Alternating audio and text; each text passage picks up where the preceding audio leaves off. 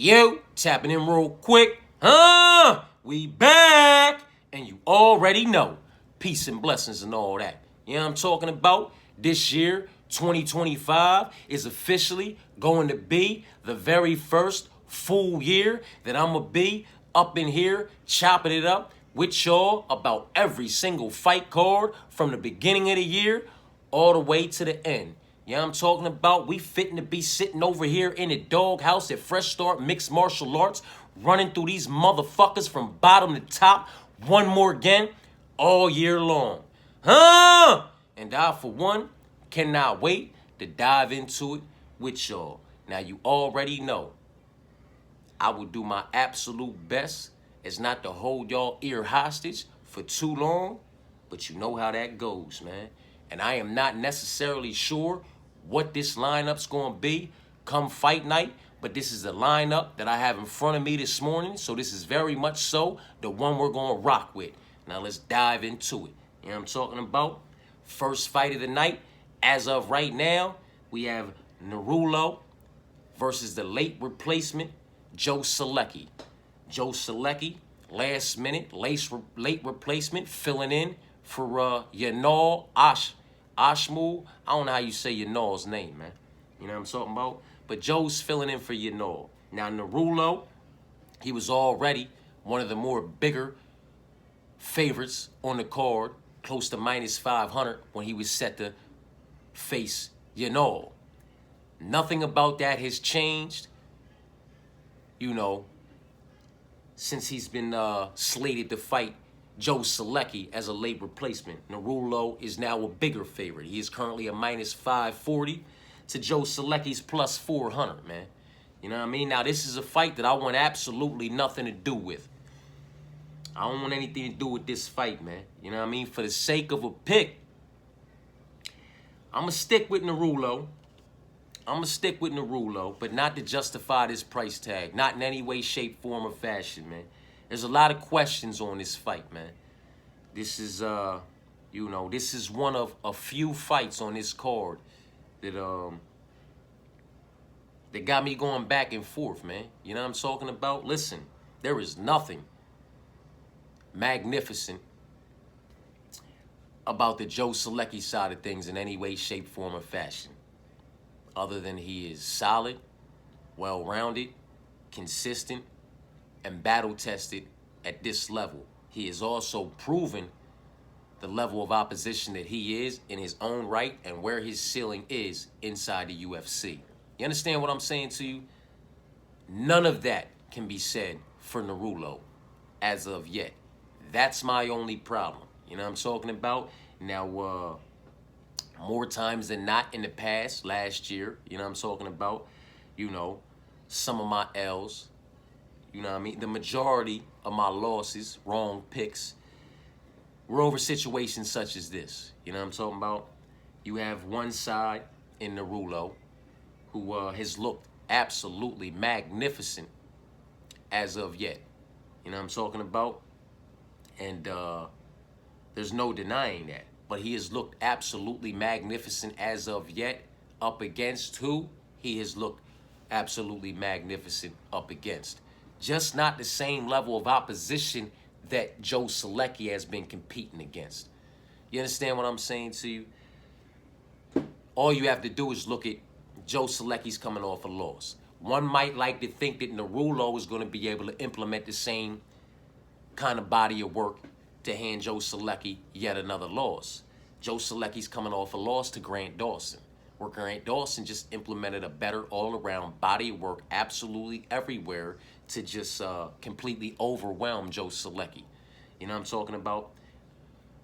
Volume numbers weren't even relatively low. They were just low. You know what I mean? Over the course of 15 minutes, I think he was able to land like 27 strikes. If that. Maybe he only threw 27 strikes. You know what I'm talking about? Grant Dawson was able to just completely stall him out, overwhelm him, smother him, and can just produce a completely better body of work absolutely everywhere over the course of 15 minutes. That's what Grant Dawson did.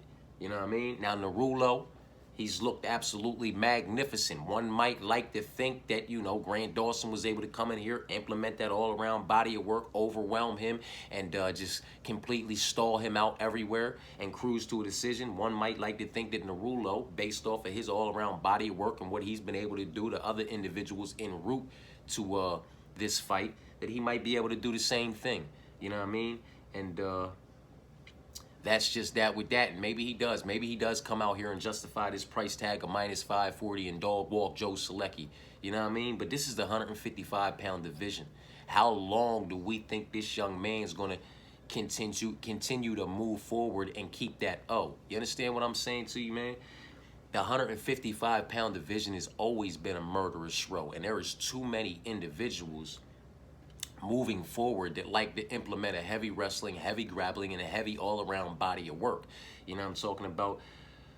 I don't know how far Narulio is going to be able to go in this division, in this promotion. I don't know how high his ceiling is in this division, in this promotion. I do not know how well he would have performed against a Grant Dawson or some of the other individuals that Joe Selecki has had to perform against.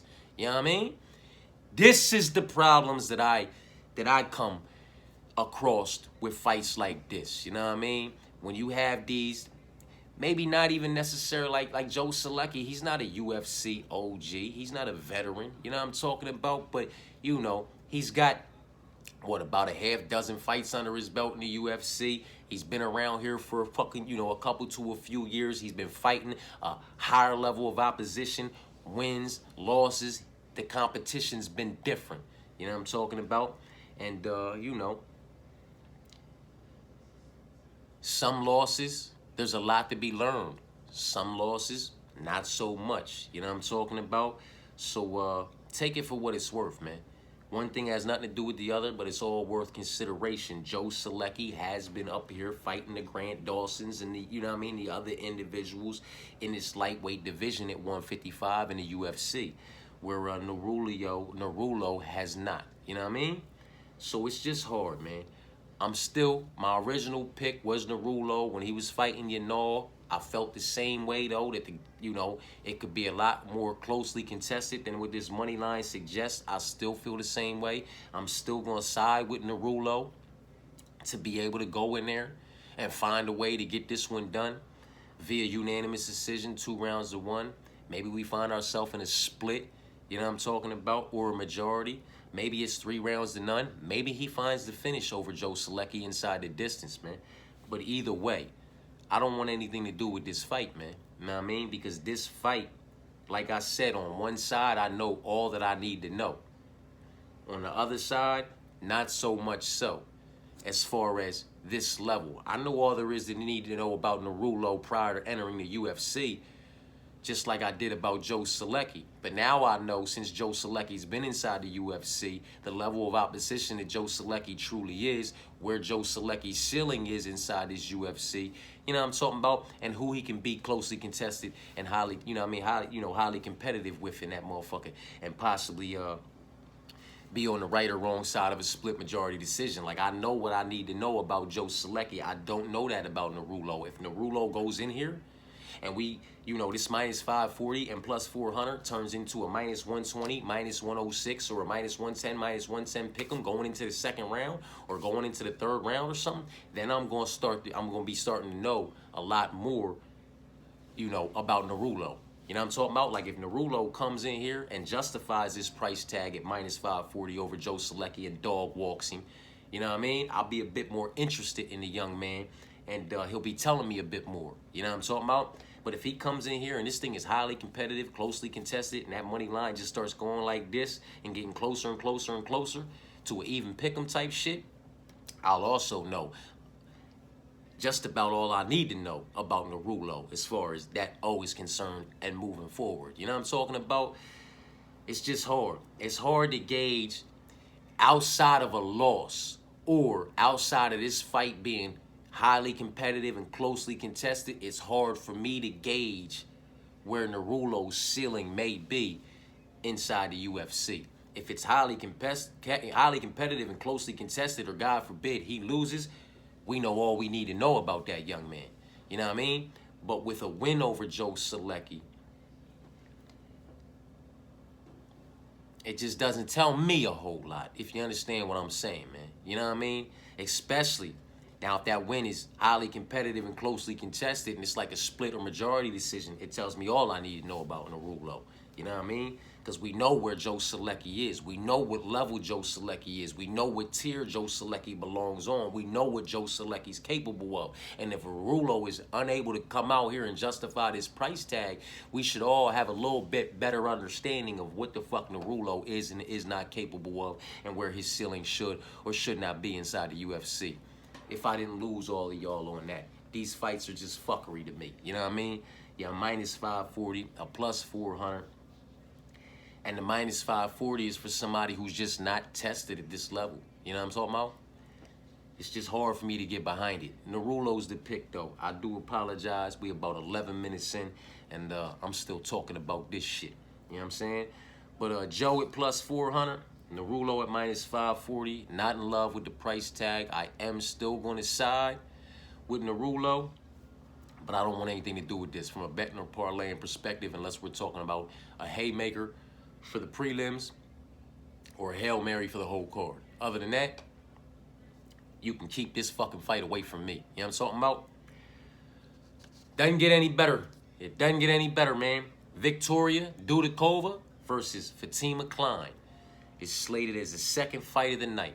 Fatima Klein is currently a minus 900. I didn't understand it when she was a minus 500.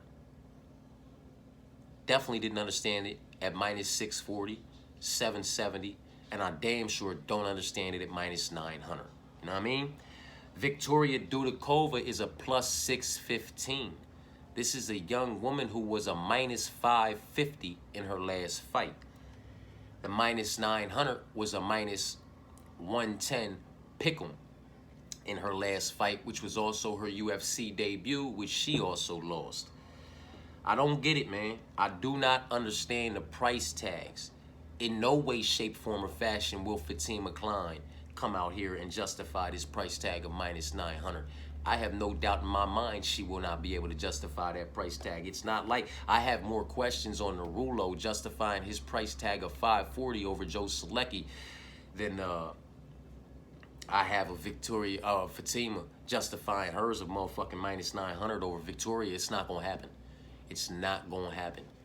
It's not gonna happen, man. Victoria Dudikova is solid.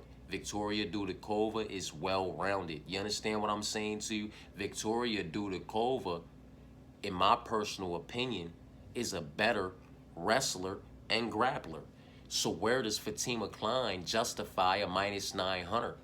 I think Victoria Dudikova is a bit more versatile, has a bit more diversity, a few more tools in her tool bag on the feet in the striking department, and I believe her to be a better wrestler and grappler. You understand what I'm saying to you? I don't necessarily think Fatima Klein's grappling is going to transfer over here into mixed martial arts the way some people are banking on it. You know what I'm talking about? And then when we talk about that, let's talk about that. Because Fatima Klein's grappling is not even that fucking great. Like, she's not magnificent. She's just somebody who has a background of competing in grappling competitions. But when you look at that background of competing in grappling competitions and who she's competing against, it's not like it's all green and she's just dog walking folks, man. She's over there losing in grappling competitions to Juliana Miller, if I'm not mistaken, and other individuals that have came into the UFC and not fared well at all in the UFC and have since exited the UFC. You understand what I'm saying to you? So one thing has nothing to do with the other, but it's all worth consideration. I get it, but there's a lot of motherfuckers that compete in grappling competitions, and that shit just does not transfer well over here in mixed martial arts. Because these individuals have also been working on they're not over there competing. Like, we like to say, oh man, Fatima Klein, you know, she's got this, you know, this grappling background, this wrestling, this grappling background. She's just gonna come over here and do her 1-2. No, she absolutely does not. And she's not gonna come over here and just do her 1-2 and dog walk people, because all of these people in mixed martial arts have been working on every fucking department. You know what I'm talking about? Somebody like Victoria Dudakova, she's working on her striking, she's working on her wrestling, or working on her grappling, she's working on her jiu-jitsu, offensively, defensively, everything. She's very well-rounded. She's very solid. She's nobody's chump stop. You know what I'm talking about? And I don't think anybody can come out there and just and look like a minus 900 against Victoria Dudakova. Nobody. I don't think anybody possesses the tool set to come out there and just look like a minus 900 against Victoria Dudakova, while quite a few people can come out there and beat her looking like a minus 900, looking like a minus 500 is you know, that's a lot fucking different, in my personal opinion, man. I think Victoria Dudakova is a better wrestler and grappler. She doesn't have the wrestling and grappling background. That's what we want to call it, because she has a tapology. And it has a bunch of, you know, it has the wrestling and grappling competitions. Like, come on, that don't, there's so many people from MMA that also can, like, they, one thing has nothing to do with the other, man. Let's not act as if it does, man. You know what I'm talking about? Everybody's not a Habib, Islam, Umar, Marab, Hamzat. You know what I'm talking about? Everybody's not going to be able to just ragdoll motherfuckers around the way they want to, man. My bad. I'm taking too long on this one as well, man. I just don't get it. I don't fucking get it. I don't understand it. You know what I'm talking about? Minus 900. You lost your UFC debut. You were like 5-0 coming into your UFC debut. You lost your UFC debut. Now you're 5-1 and you're minus 900 against Victoria Dudakova, who was like 7-1 or 6-1 or 6-0, 7-0. She lost to Sam Hughes. Now she's 7-1, 8-1, or some shit like that. You know what I'm talking about? She was a minus 550 in her last fight. Now she's a plus 615. Nothing about any of this shit makes any sense to me, man. Fatima Klein has not done anything to justify a minus 900 price tag en route to the UFC, or in the body of work produced or lack thereof in her UFC showing against Jasmine. Nothing that she has done makes minus 900 justifiable against anybody, in my personal opinion. Nothing that Victoria Dudakova has done justifies her being a plus 615 against anybody, in my personal opinion. You understand what I'm saying to you? This shit is mind-blowing. This shit is mind. We gonna come back to this one, because I can't do it, man. I can't get behind. Like, everybody was hot. Like, Fatima, she's solid. She's well-rounded.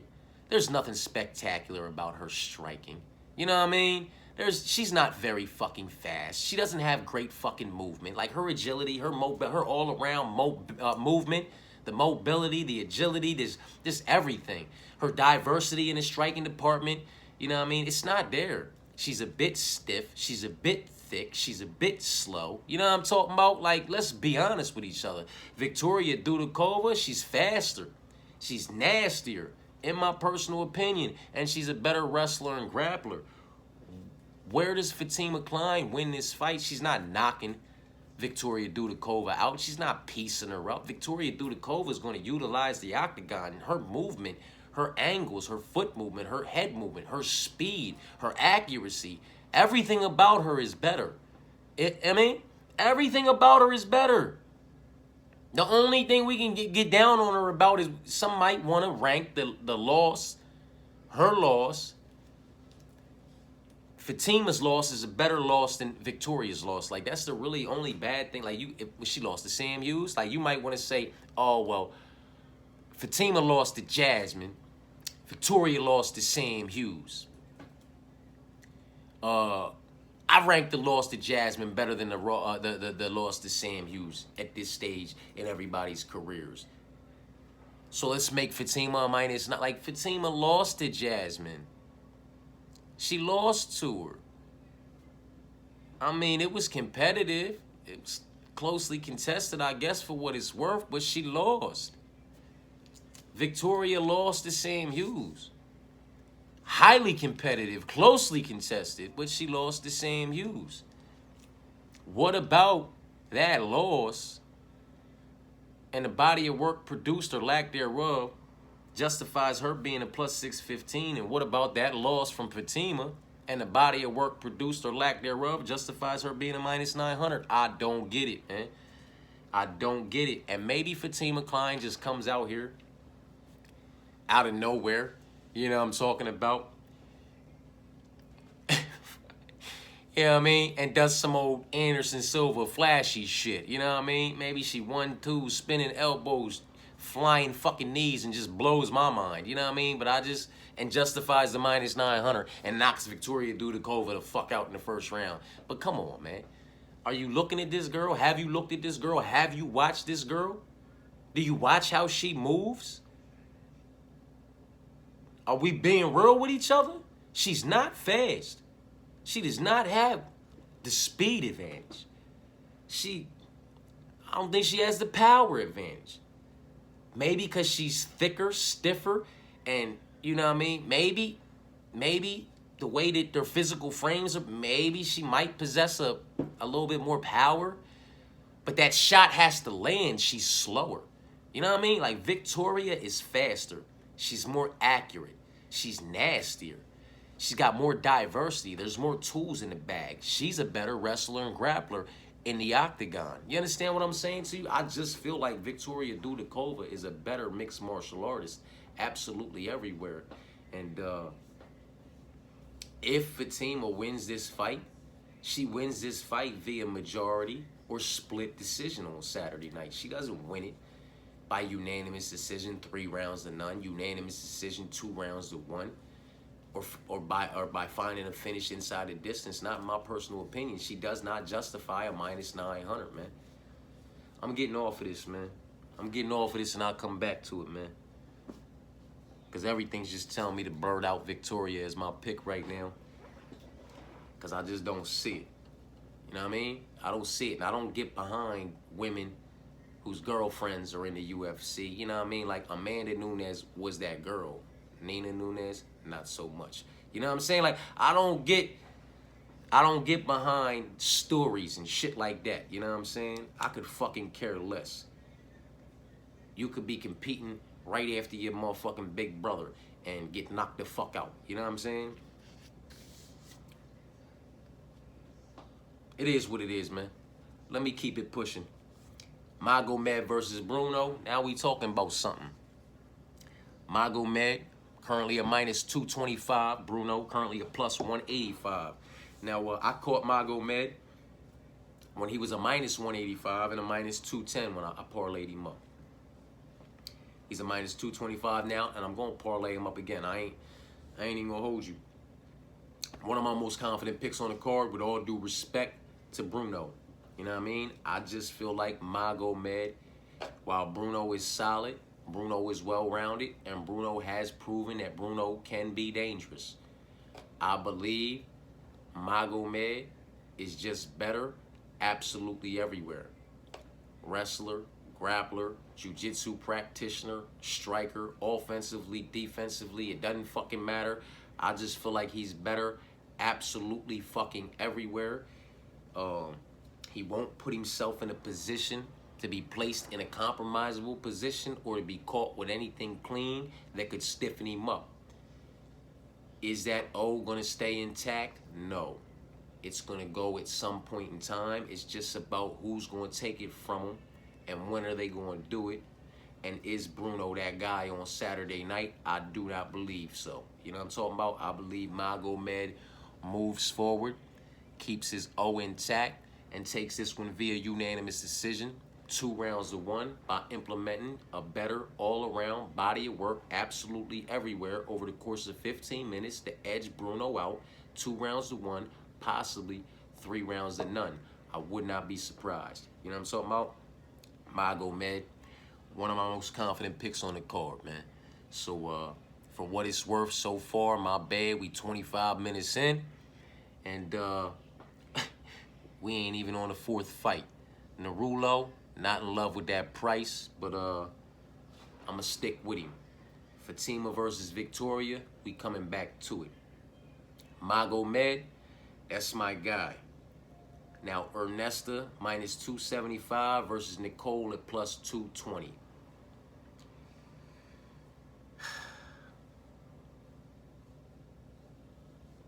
I originally sided with Ernesta. I believe Ernesta's coming off a loss, if I'm not mistaken, and Nicole is coming off a win. in her very first UFC showing. She's plus 220, and she is at a significant height. I believe 5'8" to 5'2". So she's at a 6-inch height disadvantage. And she is at a significant reach disadvantage. I believe somewhere between 9 and 11 inches. It says different things in different places that I'm talking about. But she is at a significant reach disadvantage and a significant height disadvantage. But those two things can be said about Nicole in just about every single one of her matchups as of yet. She is a tiny woman. She has a short reach, you know what I'm talking about? But it has not deterred her, discouraged her, or stopped her in any way, shape, form, or fashion from attempting to implement her all-around body of work against her opposition. And that is by getting her opposition down to the ground, placing them in compromisable positions, possibly looking for some ground and pound, and then, searching for that finish inside the distance, or, finding that grueling split decision by smothering her opposition and just making them uncomfortable while she overwhelms them over the course of 15 minutes. Ernesta's the cleaner one on the feet. One would like to believe she is the faster of the two and possesses a bit more pop in her shots, but she also has poor takedown defense and a shitty get-up game. You know what I'm talking about? So this is one of those ones where Ernesta really has to keep the fight upright, play that range game, maintain that range, use that distance to frustrate, and stuff the incoming takedowns, because they are going to be coming. The pressure will be applied from the Nicole side. It's just about, can Ernesta skate around the outside of the octagon, utilize her foot movement, not get cut off, and piece off Nicole. We're gonna come back to this one too, because I can honestly see, like I said on that one, I said, man, I could see both of these motherfucking female dogs barking, and one of them very much so did. She submitted Kong in the motherfucking on the main card, you feel me? It's just another one of them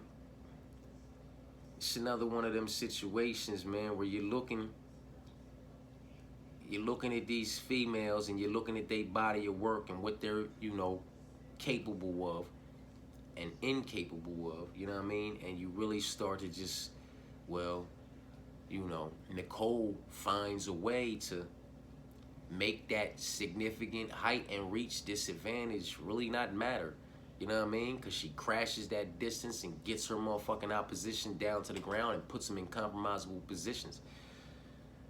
Will she be able to do that this go around? That's a big fucking question, man. Because Ernesta's not good at getting up, and Ernesta's not good at stuffing takedowns. You understand what I'm saying to you? So you might like to think that if Nicole gets her down, she's pretty much down for the rest of the round, or the majority of it, which is going to give Nicole the round. I got to come back to these two women fights, man. We're going to rock with Narulo. Just don't like the price tag. We all over Magomed. We skipping these two women's fights. We're going to come back to them. Preston Parsons. Now, this is where some of y'all might get a bit, frustrated with me. But, we shall see. Preston Parsons, he's a plus 400. He's facing late replacement, fill in for Andreas Gustafsson, who withdrew, just like Ash Shmuel. So Joe stepped up for Narulo, and Jacoby stepped up for Preston. Jacoby stepped up as a minus 535. Is where he's currently sitting for his UFC debut against Preston Parsons. And this one's hard for me, y'all. This one's hard for me, man. I like Jacoby Smith.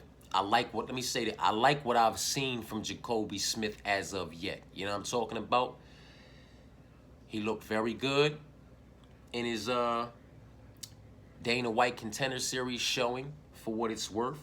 He's looked very good prior to, the Dana White Contender Series showing. But he's looked very good up against who he's looked very good up against. Just not the same level of opposition that Preston Parsons has been competing against. You understand what I'm saying to you? And when you take a look at Jacoby, man, he's 9-0, and he's looked fucking great en route to that 9-0. You know what I'm saying? But he's looked great en route to that 9-0 up against who he's looked great up against en route to that 9-0. If you understand what I'm saying to you, that level of opposition en route to 9-0 has a combined records of 63 wins, 67 losses, and 1 draw. Just not a great level of opposition at all in any way, shape, form, or fashion. Do you understand what I'm saying to you, man?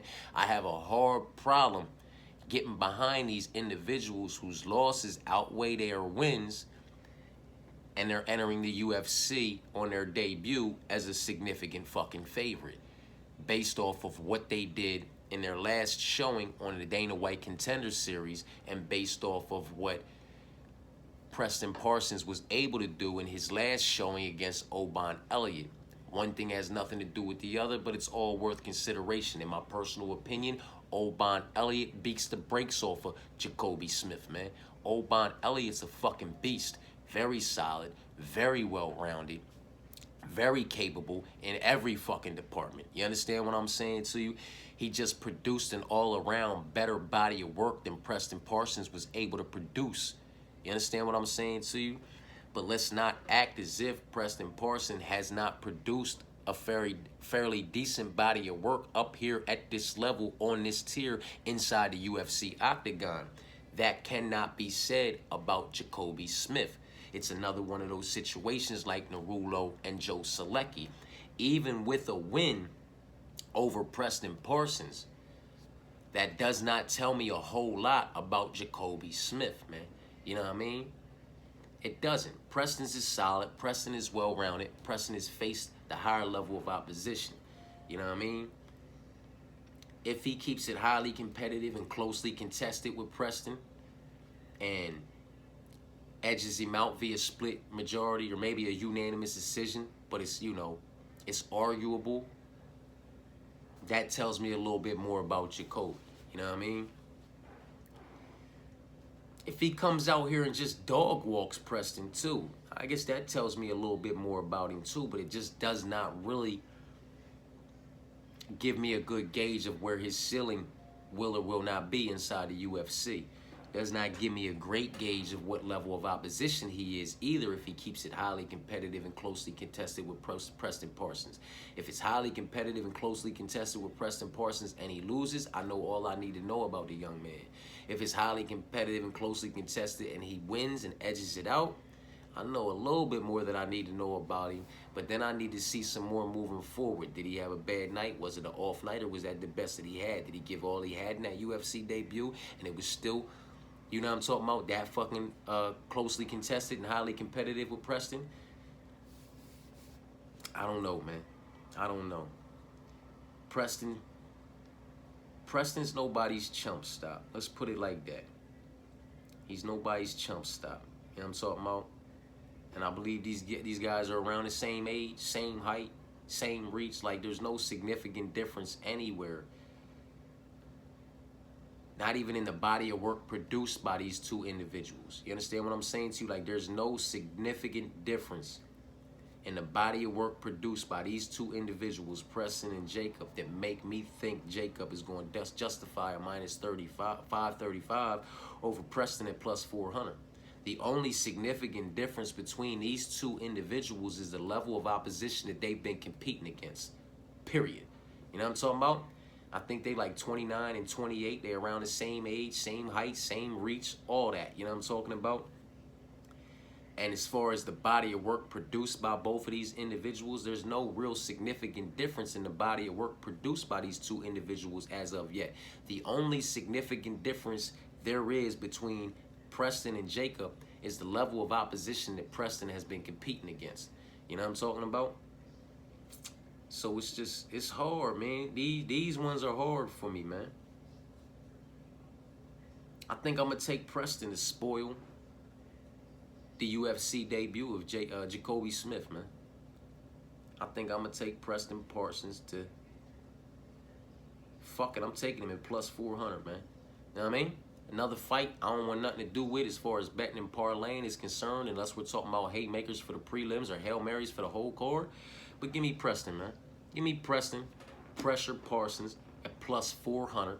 And let's see if Jacoby Smith can stuff 12 or 13 takedowns like some of these other individuals at this level have had to do, while also reversing and securing some of their own and producing a good enough body on the feet in the striking department to, you know, edge him out, out-volume him, and, you know, beat the pressure. I'm going to rock with Preston, man. Give me Preston. Fuck it. You know what I'm talking about? Thiago versus Trey. This is another one for me. This, it's a bit difficult, man, you know, to confidently side with somebody in this fight. You know what I mean? Thiago Moises was my original lean, my original side. I'm not going to stray away from that, but I'll let you know why I feel the way I feel. You know what I'm talking about?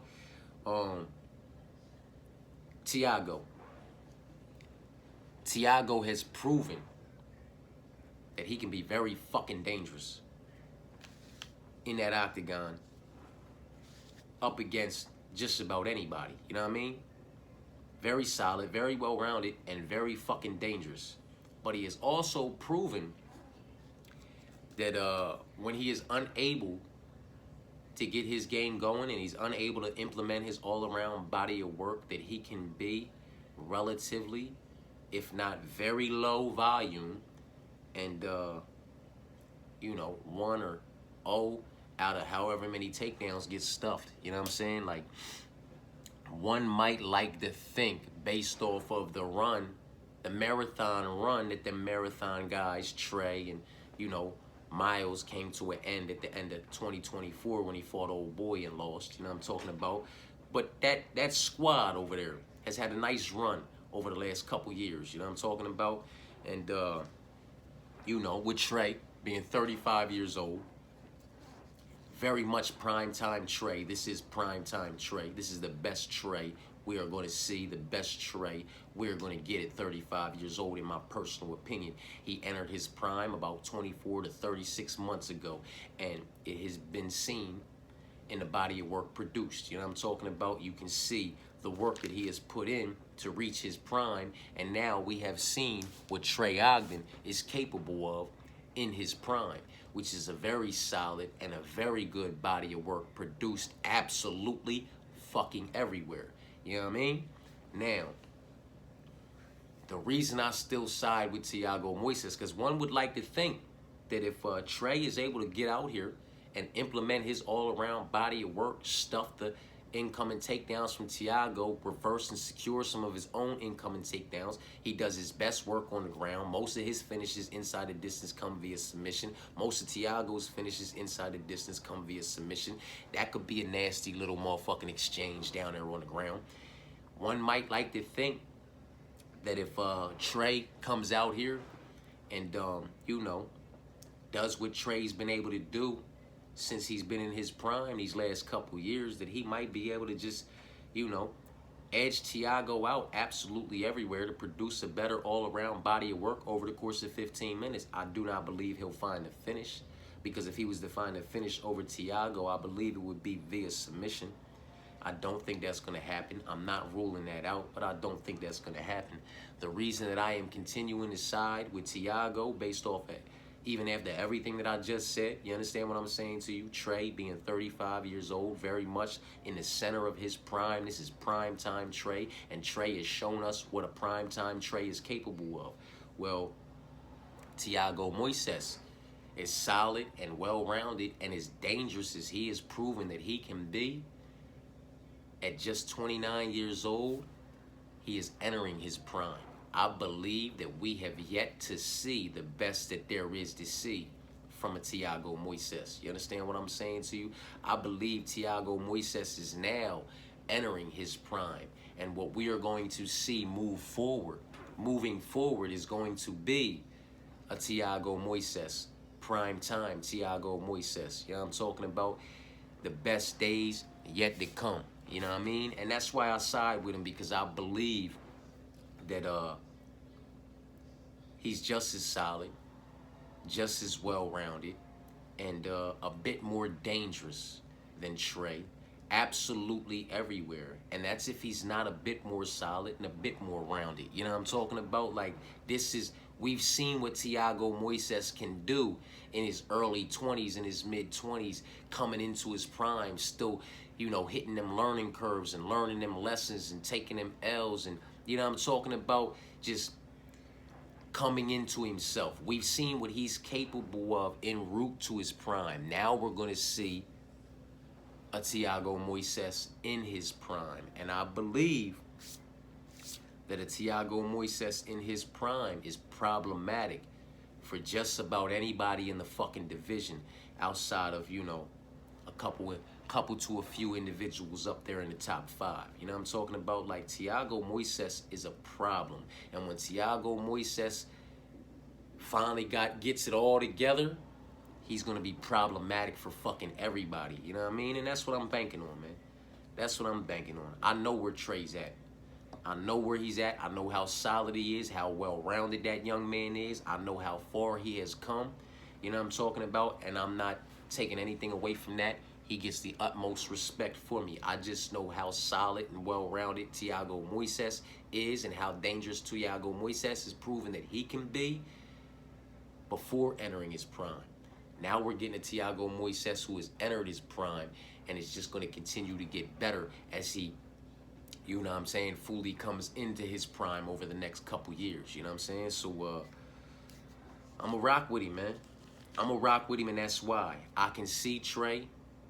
If Thiago's not all the way there yet, if Thiago comes in here and, fumbles anything in any way, shape, form, or fashion and falls behind, I can see Trey significantly separating himself the rest of the fight. You know what I'm talking about, as far as volume and takedowns. Like, if Thiago comes in here and he ain't on his shit, then, I see that pick shit in the bed. You know what I mean? I see Trey producing a better all-around body work over the course of 15 minutes and, Thiago learning a few more lessons. But I believe Thiago has learned all that he needs to. And when you look at who he's been in there with, he's been in there with every fucking body. You know what I'm talking about? He has by far been in there with the higher level of opposition than that of Trey Ogden. You know what I'm talking about? Regardless if he was winning or losing. That is a fucking fact. And at 29 and 35, Trey is primetime Trey, and Thiago is entering his prime. And I'm just going to side with Thiago. And what I believe he's capable of doing in this matchup, man. And that's shining. You know what I'm talking about? On a Trey Ogden who is shining already. You know what I'm talking about? I think he can go out here and outshine this young man and secure this victory. So maybe I'm grasping at straws, but I'm rocking with him. You know what I'm talking about? I'm rocking with him. Where my motherfucking lighter go, man? Moving on. It's a fucking other one, man. Tulio versus Ihor. You know what I mean? Tulio, a minus 520. Ihor, a minus 3. It's hard for me to get behind these, man. Like, Narulo's a minus 540 against Joe Selecki, who's battle-tested at this level. Jacoby's a minus 535 against Preston, who's battle-tested at this level. Tulio's a minus 520 against Ihor, who's battle-tested at this level, if not for anything else. Like, people, myself included, gotten kind of low on Ihor. I was never really high on him in the first place, but I've gotten a bit lower on him. You know what I'm talking about? But let's talk about why I've gotten lower on him. Let's talk about why some of the other individuals in the MMA community have gotten lower on him. You know what I'm talking about? His losses. But let's talk about them losses, because those losses are up here on this tier at this level in the UFC octagon against the Carlos Ulberg. Like, come on, man. How good does Tulio do against some of these other individuals that Ihor has had to compete against. You understand what I'm saying to you, man? Ehor was once an individual who looked fucking magnificent as well, until he didn't. You know what I'm talking about? He came into the UFC with a lot of steam on him. A lot of steam on him, man. You know, Nicaragua, however you say Nicolao's name, called him and got him up out of there. Oberg called him and got him up. Like, the individuals he's had to fight aren't the individuals that Tulio has had to fight. You know what I'm talking about?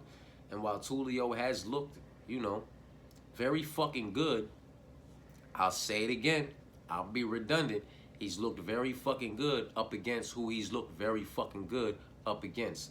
Just not the same level of opposition that Ehor has been competing up against. You understand what I'm saying to you? So one thing has nothing to do with the other, again, but it's all worth consideration in my personal opinion, man. I'm going to side with Tulio, just like I'm siding with Narulo, because I believe, regardless of how I feel about these price tags, I believe that both Narulo and Tulio possess the tool sets to neutralize a Joe Selecki and an Ehor Potieria. You understand what I'm saying to you? Would I be surprised if Joe Selecki came out here and did something in some way, shape, form, or fashion and found a way to cash at plus 400? No, I wouldn't. Would I be surprised if Ehor Potieria came out here and found a way, some way, shape, form, or fashion, to cash as a plus 390 underdog? No, I wouldn't. You know what I'm talking about? He, you know, he's going to try to implement an all-around body of work like he did against Cesar Almeida in his last matchup. You know, like he's done against other individuals. Whether or not it's going to pan out for him this time, who the fuck knows? But would I be surprised if he knocked out Tulio, if he submitted Tulio, if he found a way to drag Tulio out to a decision? I wouldn't be surprised, man, because these money lines are disrespectful, and these guys that have these money lines are not battle tested at this level. You know what I mean? Wins, losses, draws, it doesn't fucking matter. They have not fought anybody at this level, on this tier, you know what I mean, as far as levels of opposition are concerned, as far as the individuals that Ehor has had to fight, or the individuals that Joe has had to fight, the individuals that Preston has had to fight. Like, it's just not the same, so it's hard. It's hard for me to get behind them, especially at the price tags. I don't want anything to do with the fight. I just want to sit back and enjoy it. Unless it's a haymaker for the prelims or a Hail Mary for the whole card, you can count me the fuck out. I'll stick with Tulio as my original lean for my pick, just like I'll stick with Narulo. I can't stick with Jacoby Smith, though, because that 9-0 is against 63, 67, and 1. You know what I'm talking about? Like, he's fighting jokers that are 9 and 24. You know what I mean? And that, like, he just hasn't had a good run, man. The level of opposition he's had to compete against is just different compared to the level of opposition that Preston has had to compete against. And when you're 9-0 up against opposition with combined records of 63 wins, 67 losses, and 1 draw, you should be 9-0 with 100% finishing rate intact. You know what I'm talking about? So miss me with that. But I'll stay behind Narulo, and I'll stay behind Tulio. I can't get behind Jacoby, though. I was never behind him, so I'm not going to stay behind him. You know what I mean? I was on Tulio against Ehor for what it was worth, and I was on Narulo versus Ashmul. I'll stay on Narulo versus Joe because I believe Narulo possesses a tool set to neutralize Joe and get a decision, but not justify the price tag. I'll stick with Tulio because I believe Tulio has a tool set to, you know, neutralize Ehor, you know what I'm talking about, and secure a decision, but not justify the price tag. I can't get behind Jacoby because I think Preston might apply that pressure and Jacoby might crumble. This man goes for 15 takedowns and shit. You know what I mean? Like, you gonna have this stuff, and he also is putting out volume on the feet. You know what I mean? So he's not just shooting for takedowns, and he's one of those motherfuckers who, you know, is gonna go 1 for 11 on takedowns and 27 out of 47 on strikes. No, he'll go 1 for 11 on takedowns and 89 or 99 or 100 and something out of 100 and something on strikes. You know what I'm talking about? He's going to keep the volume right there with him. You know what I'm talking about? While also applying that pressure, man, and going for those takedowns. And we just going to have to see how Jacoby shakes out. So it is what it is, man. I'm going to stay with Tulio, but boy, oh boy. Jose versus Philippe.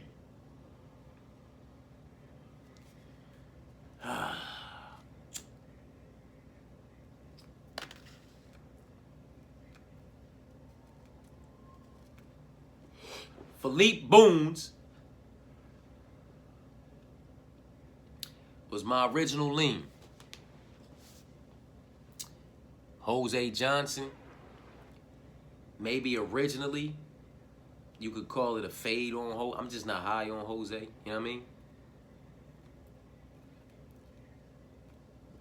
In any way, shape, form, or fashion. He is another individual who does not know how to correctly use the physical attributes that he was blessed with. You understand what I'm saying to you? Individuals that possess the height and the reach, and significantly so for the most part in their divisions, but allow individuals to just crash through that, like Mikdai Orobai against Rebecca.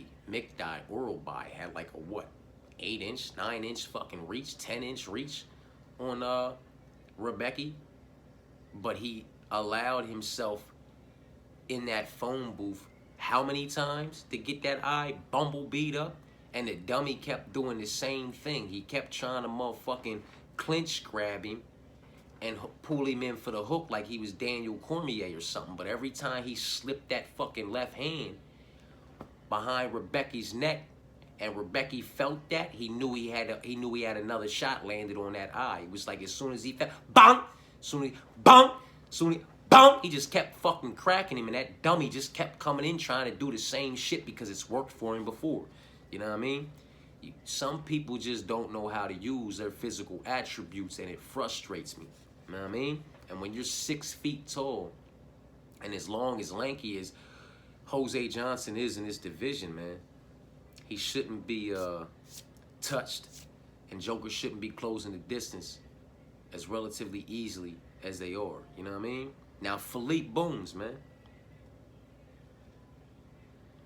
Both of them, I think like one's 13-7 and one's 16-9 or something like that. I think like Jose's like 16-9, Philippe's 13-7, and a couple more fights, Philippe might be 16-9. You know what I mean? They essentially have the same fucking record. You feel what I'm saying to you? It's just Jose has competed against a higher level of opposition, you know, in 3 or 4 different fights. You know what I'm talking about? So he has the advantage of competing against a higher level of opposition. He also lost to that higher level of opposition every single time he stepped up. You know what I'm talking about? When you go look at Jose Johnson's wins, nothing moves me about Jose Johnson's wins. When you look at his losses, well, he should have lost those motherfucking fights, in my personal opinion. He took a step up, and he's not ready for that step up. He won't never be ready for that step up. He belongs on the tier down here. You know what I'm talking about? Philippe Boons. Very solid. Very well-rounded. Has proven that he can be very fucking dangerous as well. You understand what I'm saying to you? But when he takes steps up, much like when he took the step up to Joshua Van, you know what I'm talking about? He lost. You know what I mean? He failed that test. So we have 2 individuals who are very solid, very well-rounded, have proven that they can be very dangerous at a certain level. You know what I'm talking about? But every time they take steps up, they get swept up. That's when they lose. You know what I'm talking about? So obviously, they don't belong up here. They belong down here, where they can keep it highly competitive, closely contested, and come out on the right side sometimes. You know what I'm talking about? 16-9, 13-7, we just got to say sometimes. You know what I'm talking about? But nothing about the body of work produced or lack thereof by either one of these individuals in any of their matchups prior to this one they're getting ready to have significantly separates the other. You know what I'm talking about? Now, Jose does still possess the height at 6 feet to Philippe's 5, whatever he is. You know what I'm talking about? But the reach is not so significant, as Philippe is only about an inch or an inch and a half away in reach, if I'm not mistaken. It's like an inch and a half reach difference. But the reach difference has never meant anything when fighting Jose Johnson. He does not know how to maintain range. He knows nothing about distance management. You know what I'm talking about? He doesn't know how to work behind a fucking jab. It just is what it is, man. I believe these two individuals belong on the same tier or the same level of opposition. I believe this fight is going to be highly competitive and closely contested. I believe one fighter to be a bit more dangerous when this thing hits the mat, though. And it's going to hit the mat. Whether he takes it there or Jose Johnson takes it there, it's going to find its way down to the mat. They're going to find their, way into that kind of a, wrestling, grappling, jiu-jitsu type of exchange. And I feel like when that happens, Philippe Bones is going to shine. You know what I'm talking about? It could be Jose trying to take it down and Philippe grabbing a front choke, Philippe grabbing a guillotine and pulling guard. You know what I'm talking about? Philippe grabbing a guillotine, pulling guard, and transitioning to an arm bar. You know what I mean? He's very active in his motherfucking guard, man. He's a bit more efficient in the jiu-jitsu department, in my personal opinion. You know what I mean? So, I'm still with the dog in this one. You know what I mean? You got Philippe Bones, who's what, like 35? If you want to say, hey, Jose Johnson has a 7-year youth advantage or 6-year youth advantage over Philippe, you know what I'm talking about? Okay, well, Thiago Moises has the same youth advantage over Trey for everybody who's on Trey. You know what I'm talking about? And I know Trey can get it done. I've just chosen to pick Thiago for the reasons I chose to pick Thiago. But when you're talking about people at 35 and 29, you start talking about age gaps and age, like youth disadvantages. That's the word I was looking for. You start talking about youth disadvantages at 35 and 29. I'm not really sold on that. Much like I said about Trey and Thiago, because at 29 and 35, you have one who's prime time and one who's entering their prime. So that age really doesn't mean nothing to me. It's the knowledge, it's the skill set, it's what they've accumulated in that time. We're not talking about 45 and 39. You know what I mean? We're not talking about 40 and 29, 42. We're talking about 35. These are prime time. You know what I'm talking about? This is prime time. This is when you made your way, finally made your way to the big show, made your way into the big show, have hit some speed bumps, possibly some roadblocks, dealt with some adversity, dealt with them learning curves, learned them motherfucking lessons, and just came all the way into yourself. So when you're 35 up against a 29-year-old, in a lot of cases, you might have the fucking advantage. You know what I'm talking about? This one might still be coming into himself, still have some learning curves, still have some, some things to go through, where you, not so much so. You right where you need to be. You've been through everything you need to be through. You at the top of your game. You feel the best physically, mentally, emotionally, spiritually, because you know the knowledge you possess for this game you play. You know what I'm talking about? But that's just my personal opinion, and that's how I look at it. So when we start talking about jokers that are in their low to mid-30s to jokers that are in their low to mid-20s, you know what I mean? It's a double-edged sword for me. It's like when people were on Fatima Klein. Oh, she 24 years old. Jasmine's 35, 36 years old. Yada, yada, yada, blah, blah, blah. You know what I'm talking about? Jazz prime time Jasmine, though. This is prime time Jazz. Jazz know all she need to know now. She done learned all her motherfucking lessons. She done been around all them learning curves. She done hit all them speed bumps, roadblocks. She done dealt with all that shit. And now here comes Fatima Klein on her debut. Stop it.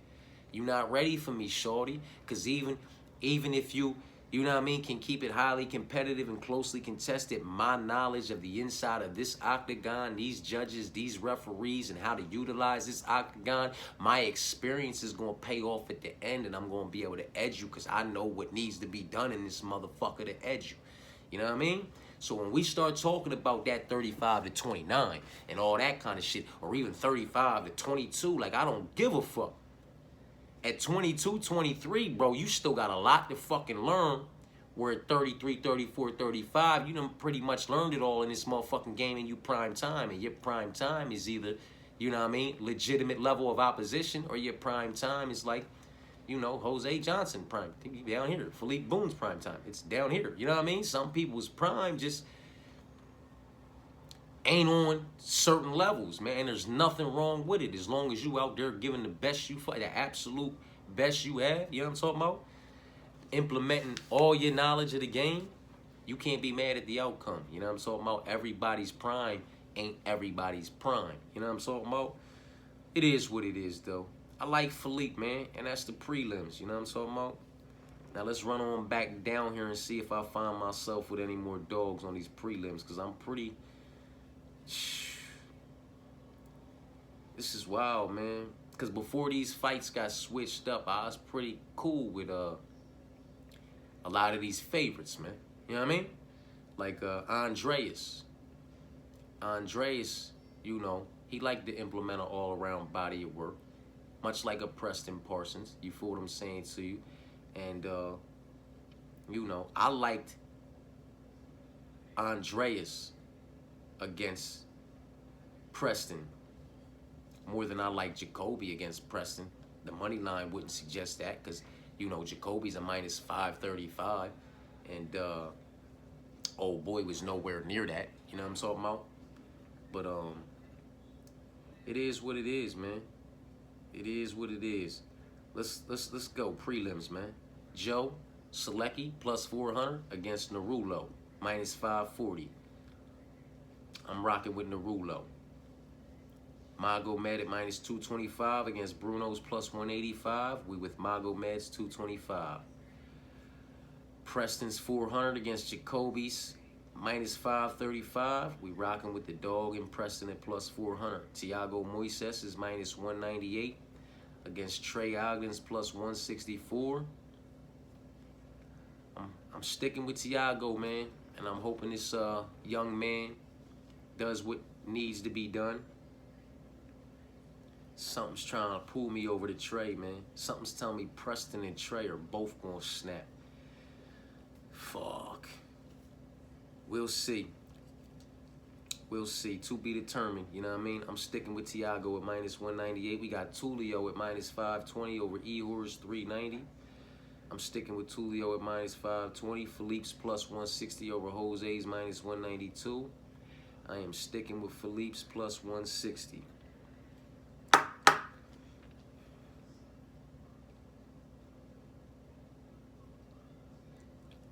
Fuck. This is a hurt piece, man. I'm gonna come back down to them. Let's skate on up here, because I can get around accepting these underdogs more than I can get around accepting them. Main card time, man. Kicking off this main card. Making his second showing after his first showing was absolutely fucking amazing in his welterweight debut. We have Punahele Soriano taking on Uros Mecic, man. And with all due respect to Uros Mecic, who is a minus 198 favorite, the Punahele Soriano's plus 164 underdog.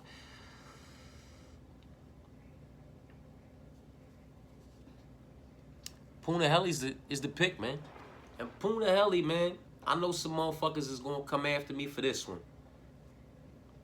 The door is open. Come on in. Talk your shit. You know what I mean? Talk your shit. Let's dive into this motherfucker, man. I think Punahele's going to fuck him up, man. Know what I mean? I like Punahele Soriano, man. Punahele, to me, is another individual who never belonged at middleweight. Know what I mean? His frame, his all-around body of work and game that he likes to implement is meant for right here at welterweight. Not at middleweight, where some of those motherfuckers can be fighting at light heavyweight. You know what I'm talking about? Puna's not a big boy, man. You know what I mean? He husky, but he not a big boy, man. He not tall, long, lanky, and all that crazy shit. He belong right here at welterweight, man. You know what I mean? Much like a Buckley. I'm not going to compare him to a Buckley, so before you go off and go crazy. But much like a Joaquin Buckley who did not belong at middleweight, who could not implement his all-around body of work at middleweight, he belongs down here at welterweight where he will be able to do so, as was seen in his welterweight debut. I mean, that had to be damn near record numbers, man. Punahele Soriano landed 300, and he kept everything in the 80%. Now, I know it was against Miguel Baez. So one thing has nothing to do with the other, but it is all worth consideration, man. That young man landed 331 strikes out of 390 something. 331 out of 390 something over the course of 15 minutes. 331 out of 390 something in 3 fucking rounds. That's more than 100 strikes a round landed, while also securing 5 out of 6 takedowns. So not only did he secure these takedowns, but he was active in pursuit of securing these takedowns. And once he secured these takedowns, he stayed on him. He stayed on him. The gas tank,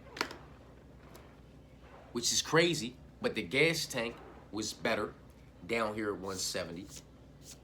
The ability to implement his all-around body of work, because Punahele Soriano likes to implement an all-around body of work. He is somebody who can crack because he possesses pop in his shots, but he is also somebody who can wrestle and grapple, and he is efficient in the jiu-jitsu practitioner department. You understand what I'm saying to you, man? He's very solid. He's very well-rounded. He did not have a great run of it up at middleweight. He made his debut at welterweight. He went 331 out of 390 strikes at an 80-something%. He went over 300. He went over 100 and something out of whatever on significant at an 80-something%, and 5 out of 6 on his motherfucking takedowns. You know what I'm talking about? He produced an all-around body of work that was just fucking immaculate and beautiful to see. Now, granted, it was up against Miguel Baez, so we'll take that with a grain of salt. But it showed you what he's capable of doing, the pace he's capable of keeping, and the pressure he's capable of applying to these 170ers down here at welterweight. You understand what I'm saying to you? And Euro Smečić is just not somebody that I am necessarily that high on. He's like a welterweight version of Slavoclaws. You know what I mean? Borshev Slavoclaw. You know what I mean? Like, I'm not high on the guy in any way, shape, form, or fashion. He's solid. He's well-rounded. But he has his kryptonite. He doesn't have great takedown defense. He doesn't have a great get-up game. And he ain't shit if you start trying to search for that motherfucking submission. Jalen Turner took him down one time, applied one submission attempt, and got him the fuck up out of there. Mikdai Orobai took and got him the fuck up out of there. Now, one thing has nothing to do with the other, but it's all worth consideration. Punahele just went 5 for 6 on his takedowns, landing over 300 strikes over the course of 3 rounds, 15 minutes. If you think he's going to come out here like fucking Omar Morales or fucking past his prime, best days behind Dirty Bird Tim Means and try to crack with this motherfucker, you lost your fucking mind. Punahele Soriano is going to work his way in for that takedown, and he is going to attempt to drag this motherfucker out. You know what I'm talking about? And knowing that this man's 2 losses come via submission, relatively easy when you get him down and put him in a compromisable position, one might like to think that Punahele is going to implement that part of his game as well when he gets him down there, instead of just pounding him the fuck out from top position, silverback style, you know what I'm talking about, and transitioning, continuing to stay in dominant positions and just rain down on him. I think he's going to look to put him in a compromisable position from that position and sink into submission and get him out of there inside the distance. If he does not find the submission and get him out of there inside the distance, I do believe the numbers may not be the same, but I do believe he will 2 rounds to none, possibly 3 rounds to none, sweep Euro Smečić. He's a fucking Borshev Slavoclaws up here at welterweight. You know what I'm talking about? He's solid. Well-rounded. He can be fucking dangerous if you want to box him. If you want to stand and kickbox this motherfucker, he can be dangerous. But if you want to implement an all-around body of work on this motherfucker, drag him out and make him uncomfortable, that can happen too. You know what I mean? I like Punahele, man, and I love Punahele at welterweight.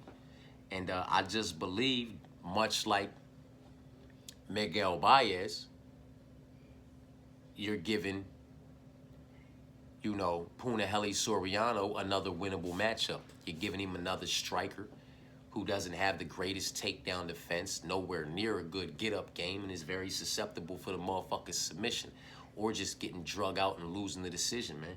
You know what I mean? Because if he doesn't find a submission but he puts him down over the course of 15 minutes and puts him in multiple compromisable positions by just pounding on him and dragging him the fuck out, he's going to lose via decision. You know what I mean? So Puna could... Listen, let's not get it twisted. He has pop. I just don't think he's going to play around on the feet. That don't mean that he can't catch, clip, and disconnect him from his consciousness. He possesses that ability because he possesses that power. He possesses the ability to drag out a decision because he has those two sets of the wrestling and grappling in his back pocket. And Eurosmetric has the downfall of not having great takedown defense and nowhere near a good get-up game. You understand what I'm saying to you? So, and he has shitty submission defense. So if he attempted to implement that part of his game, he could win it like that too. So like Punahele could knock this man out. Punahele could ground and pound him out. Punahele could submit him. Punahele could win a decision. Eurosmetric has to catch, clip, and disconnect him from his consciousness before any of that gets going. You know what I mean? He has one way to win this fight.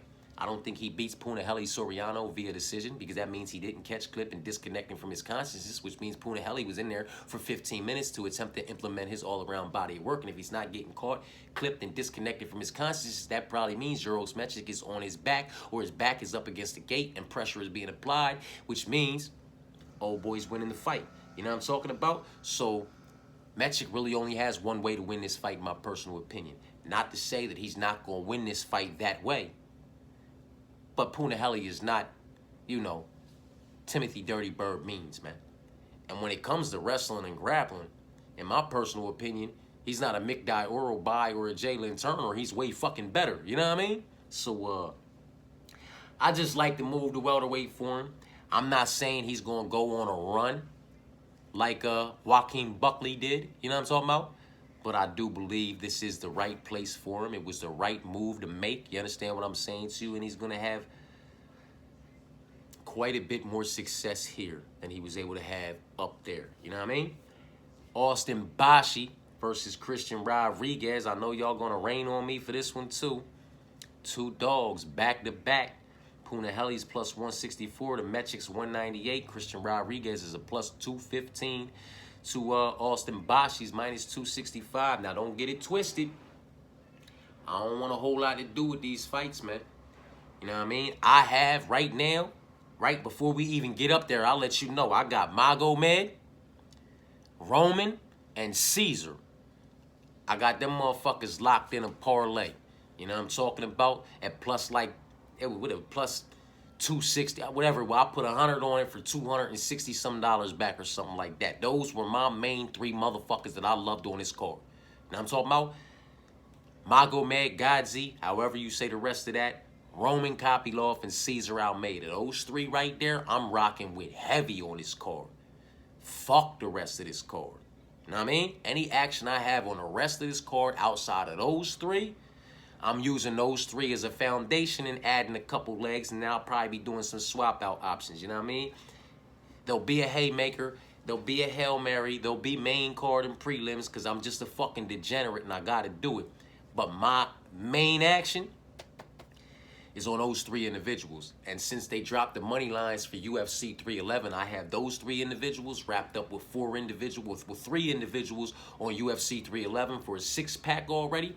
And then I got that comes out at like plus 480. Then I got these three wrapped with 4 at UFC 311 for a 7-pack that comes out at like plus, you know, almost 8 something. You know what I'm talking about? And I've dropped money on all of them already because I love them. And their money lines were only going to get more and more out of control. You know what I'm talking about? So it is what it is, real quick. That's what I love as far as betting, parlaying, and getting some action on this card. Fuck fuck the rest of this card. You know what I mean? It's dog plays for me. Haymakers, Hail Marys, little $10 sprinkles and shit on I might have 6 and 7 legs, and they might have 3 dogs in them, so it might get $6 and $7. You know what I'm talking about? $6 on 6 legs, and 3 of them are underdogs, 2 of them are underdogs. It pays like $900. 7 legs on $7, but 2 or 3 of them are underdogs. This shit plays like $1,300. So when I'm doing my little underdog sprinkles on the dogs I like on this, that's what it's gonna look like, man. Like I'm gonna have my 3 most confidence, and then I'll add dogs to them. On my 3 most confidence, and I'll add one of my other picks that I'm not highly confident in, and then attach some dogs to it, and just put $6 for 6 legs, $7 for 7 legs, because it's paying back units on units on units. My heavy investments are already into those 3 individuals, and those 3 with the 3 from UFC 311, and those 3 with 4 from UFC 311. You know what I'm talking about? I'm already heavily invested into that. So everything else, sprinkles.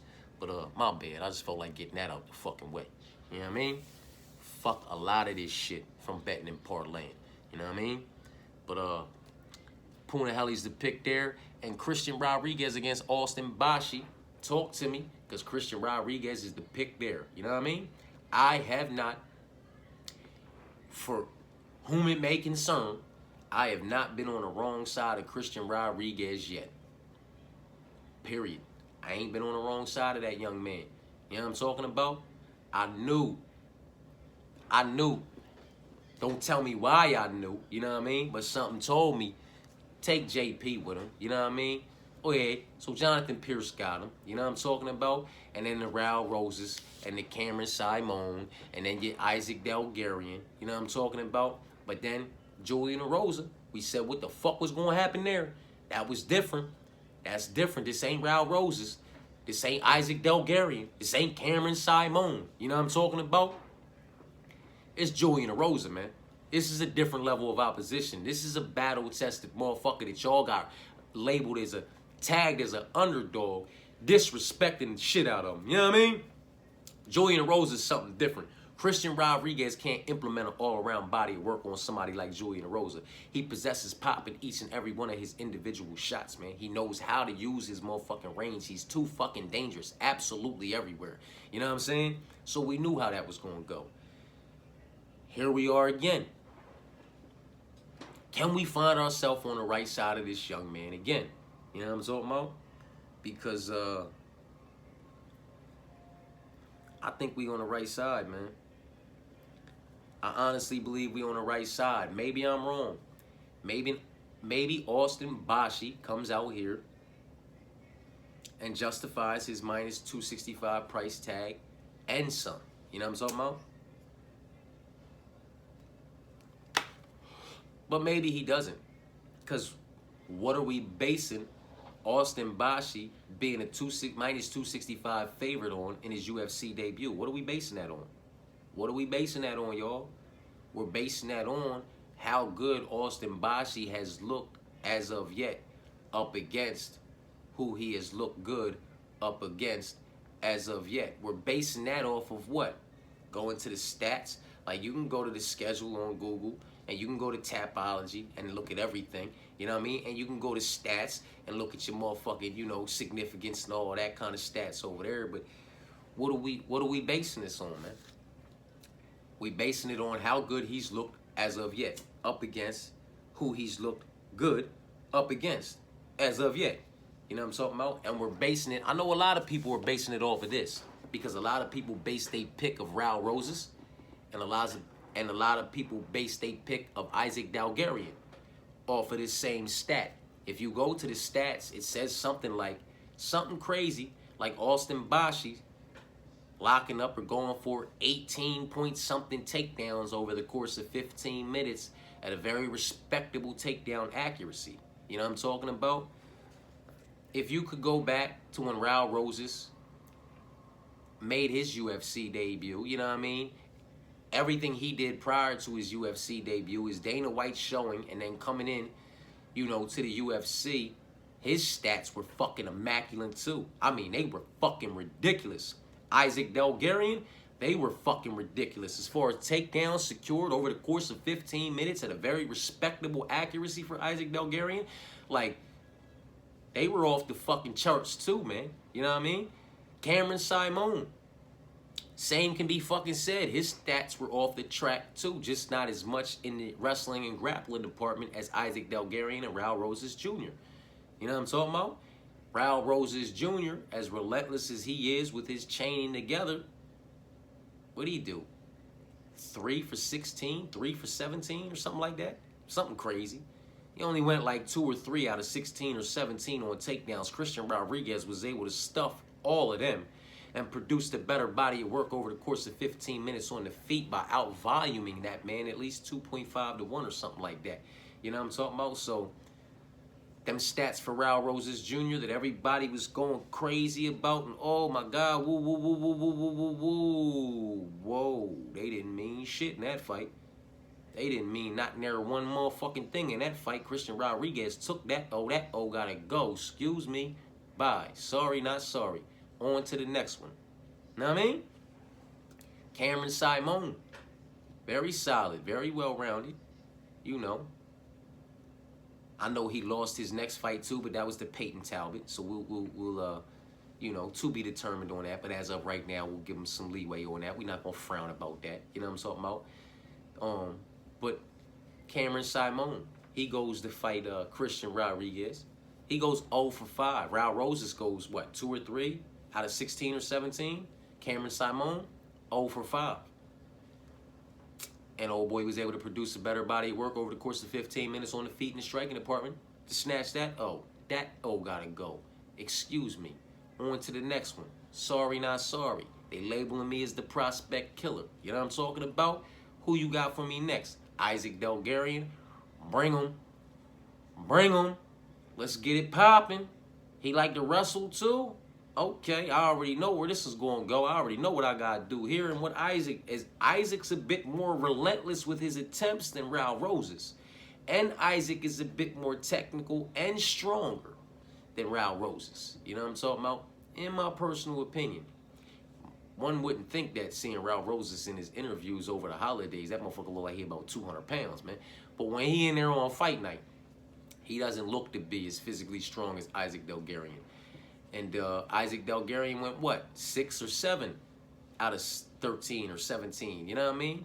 I think that's what it was. I think old boy was like 3 out of 17 on takedowns, and then Isaac was like 7 out of 17 on takedowns. You know what I'm talking about? Hence what I mean by him being a little bit more technically proficient in his, you know, takedown attempts and just physically stronger. He was able to lock up 7 out of 17, where Raul Rosas was able to lock up like 2 or 3 out of 17. So Isaac did a bit better, but still didn't do enough. You know what I'm talking about? Regardless of how anybody feels about it, it was a loss. The prospect killer continued to move forward. We're taking yet another O. Sorry, not sorry. Excuse me, it had to go. What we gonna do next? Well, what we gonna do next is, we don't got no prospects for you with this tier we want you to motherfucking go after. But we gonna have to, you know, we're getting a lot of flack, you know, a lot of shit for you missing weight. So what we gonna have to do is force this fight up, the featherweight, and give you a gap. And see how you handle that. Now, if you handle that, we got nothing but respect for you, my guy. And we'll work on maybe putting you back down to the bantamweight side of things. You know what I mean? But out of principle, you got to take this step up to 145 real quick. You done missed weight too many times. We'll see how you deal with this consequence, because that's what Julian Erosa was at 145. He was a fucking consequence. And if he was able to get past that consequence victoriously, they would have probably allowed him to go back down to 135 or just, you know what I mean, gave him a hell of a fight at 145. You know what I mean? He lost. So now that you lost that consequence at 145, you have to stay at 145 and now fight this undefeated prospect at 145. Let's see what you can do for us here.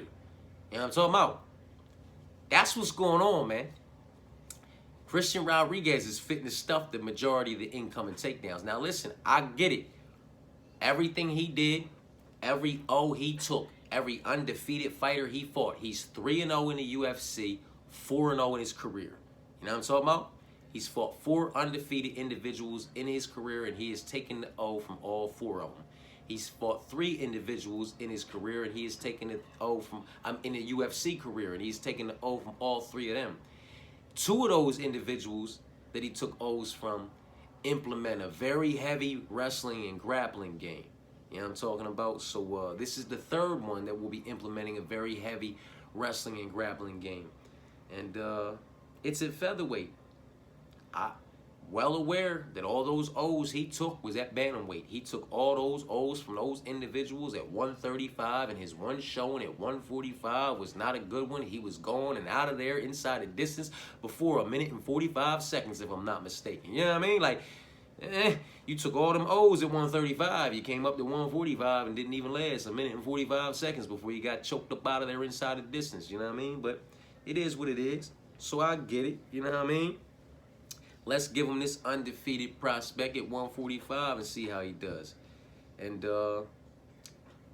I think if Christian Rodriguez comes out here, stuffs a majority of the incoming takedowns, keeps this fight upright for the most part, and produces a better body of work over the course of 15 minutes in the striking department, he can snatch yet another O from another undefeated individual who likes to implement a heavy wrestling and grappling game, but this time at featherweight. And by doing so and putting that feather in his cap, the UFC will allow him to move back to 135 if he so chooses to do so. But he needs to win. If he doesn't win, they will match him up again at 145 with somebody else probably a bit more vicious. And if he loses, he's going to get booted. You know what I'm talking about? But if he wins this one, and he snatches another O and does it at 145, I believe they'll let him go back down to 135 and, continue bullying motherfuckers. It is what it is, though. That's how I look at it, man. I'm going to rock with him, man.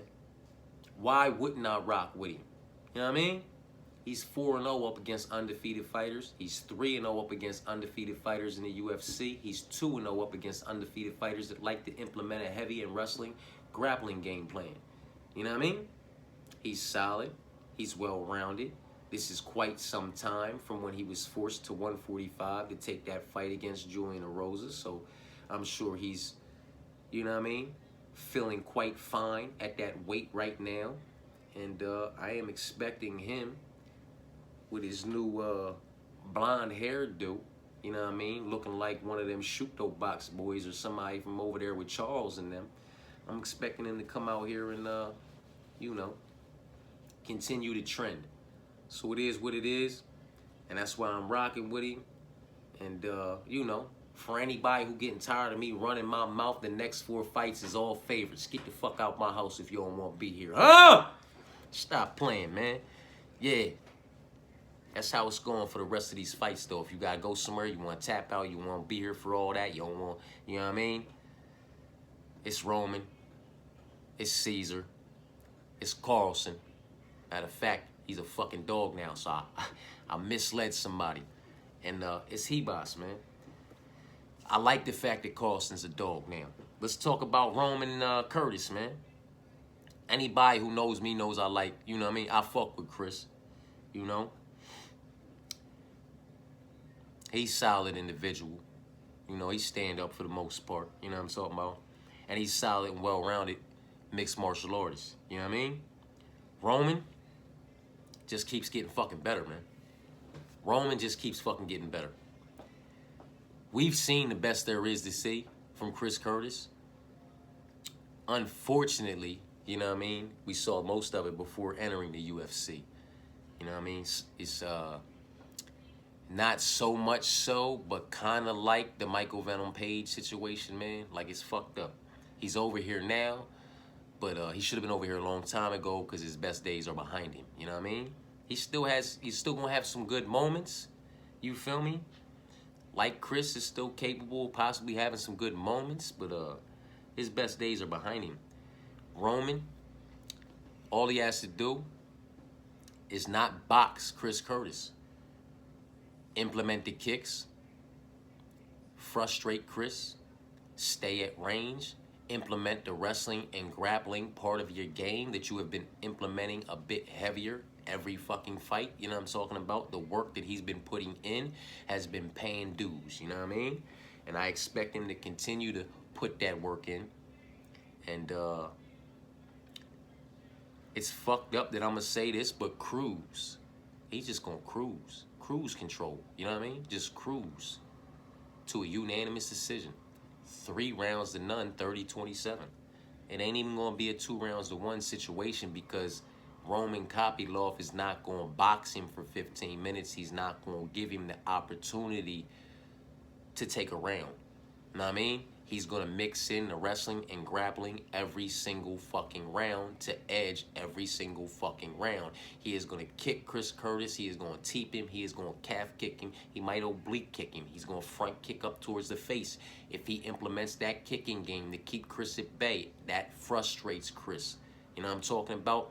When you stay at range from Chris and you kick at Chris and you implement your all-around body of work on Chris, it drives him crazy. It frustrates Chris, and Chris's frustration shows very blatantly. He'll get so frustrated, he'll start talking shit. Like, he'll stop and he'll walk this way. Like he gets mad, man. And the more frustrated he gets, the easier he is to pick apart. You know what I'm talking about? So with all due respect to Chris, this is a unanimous decision, 3 rounds to none. Maybe we find ourselves in a 2 round to 1, but I believe it's 3 rounds to none, relatively easy. Roman Kopylov is going to cruise to a decision. Chris Curtis is not going to catch him, clip him, disconnect him, catch him, clip him, hurt him. You know, it's not a, you know, damn, what's my man that just bodied Johnny Walker that I said he was going, you know what I mean? It's not one of those situations because Roman Kopylov ain't a Johnny Walker, you know what I mean? Damn, what's my man that just fumbled him up, crumbled him up? I was just talking to the homie the other day about this fight and I couldn't think of his fucking name then either, you know what I mean? But then I remembered it a minute later. Anyway. Yeah, Chris needs somebody who can't implement the wrestling and grappling. You know what I'm talking about? Doesn't have a crazy kicking game and just needs to box with him a little bit. You know what I mean? And when it's not going right on the feet, attempts a shitty, sloppy, desperate takedown or something. That's not Roman Kopylov. He's too technical of a practitioner, man. One of my most confident picks on the card, man. Him, Magomed, and Caesar. I think Roman is my most confident pick on the card, if we're being honest with you.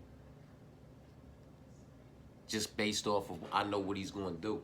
He's going to frustrate the fuck out of Chris Curtis. Chris Curtis is going to fall apart. He's going to pick him apart.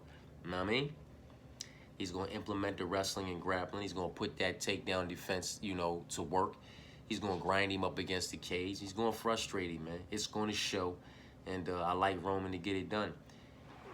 Caesar versus Al Hassan. I am not an Al Hassan, a Abdul Razkat Al Hassan guy. You know what I'm talking about? For somebody who has judo in almost all his handles across social media and all of that, but just does not implement that part of it. Like, you're a black belt, if I'm not mistaken, in judo, and you just do not attempt to implement that part of your game. And, you know, when you do, it just doesn't work out for you, man, because it's like he needs to be in the phone booth with you for that, you know, little judo sweep or a little, you know what I mean? His entrances for takedowns, single legs, double legs, anything like that is just fucking horrendous in my personal opinion. You know what I mean? And you have to respect Cesar Almeida's takedown defense. You have to respect Cesar Almeida's all-around game. Cesar Almeida, much like a Alex Pereira, is putting in the work that needs to be put in to fill in his holes. You understand what I'm saying to you? Shit, Cesar Almeida is putting in work with Alex Pereira and Glover Teixeira. You understand what I'm saying to you? He's putting in the work he needs to put in to fill in his holes. You understand what I'm saying to you? And I personally feel like his holes are filled in enough as far as his takedown defense and his get-up game for somebody like a, you know, Abdul Razak Al Hassan. I think Cesar Almeida is going to hurt him a couple times over the course of 15 minutes. If he does not find a finish inside the distance via a head kick strung together off a 1-2 combination, like, I can really see him putting Al Hassan down with a head kick, you know what I mean? But either way, I see him piecing him up and hurting him multiple times over the course of 15 minutes and just producing a better all-around body of work. You know what I'm talking about? Absolutely everywhere, because if he does get taken down one or two times, he's going to get right back up and get right back to work, and the body of work he's going to produce on the feet in the striking department over the course of 15 minutes, if it goes the distance, it's going to significantly outweigh the body of work produced by Razkat Al Hassan when he secures a takedown or when he attempts to do anything on the feet, in my personal opinion. You know what I mean? So I really like Cesar Almeida, man. When we're talking about who I love on this card, that caps it off, man. Like, I really, Roman, Magomed, and Cesar, I really love them three, man. And them three come together at a fairly decent plus money number. Almost 3 times your money. You know what I mean? That's going to get worse. You feel me? So if you like them motherfuckers, then you grab them now. I'm going to be doing a parlay video a little bit later on. But, you know, I've already parlayed my guys up. I parlayed them up before they hit that.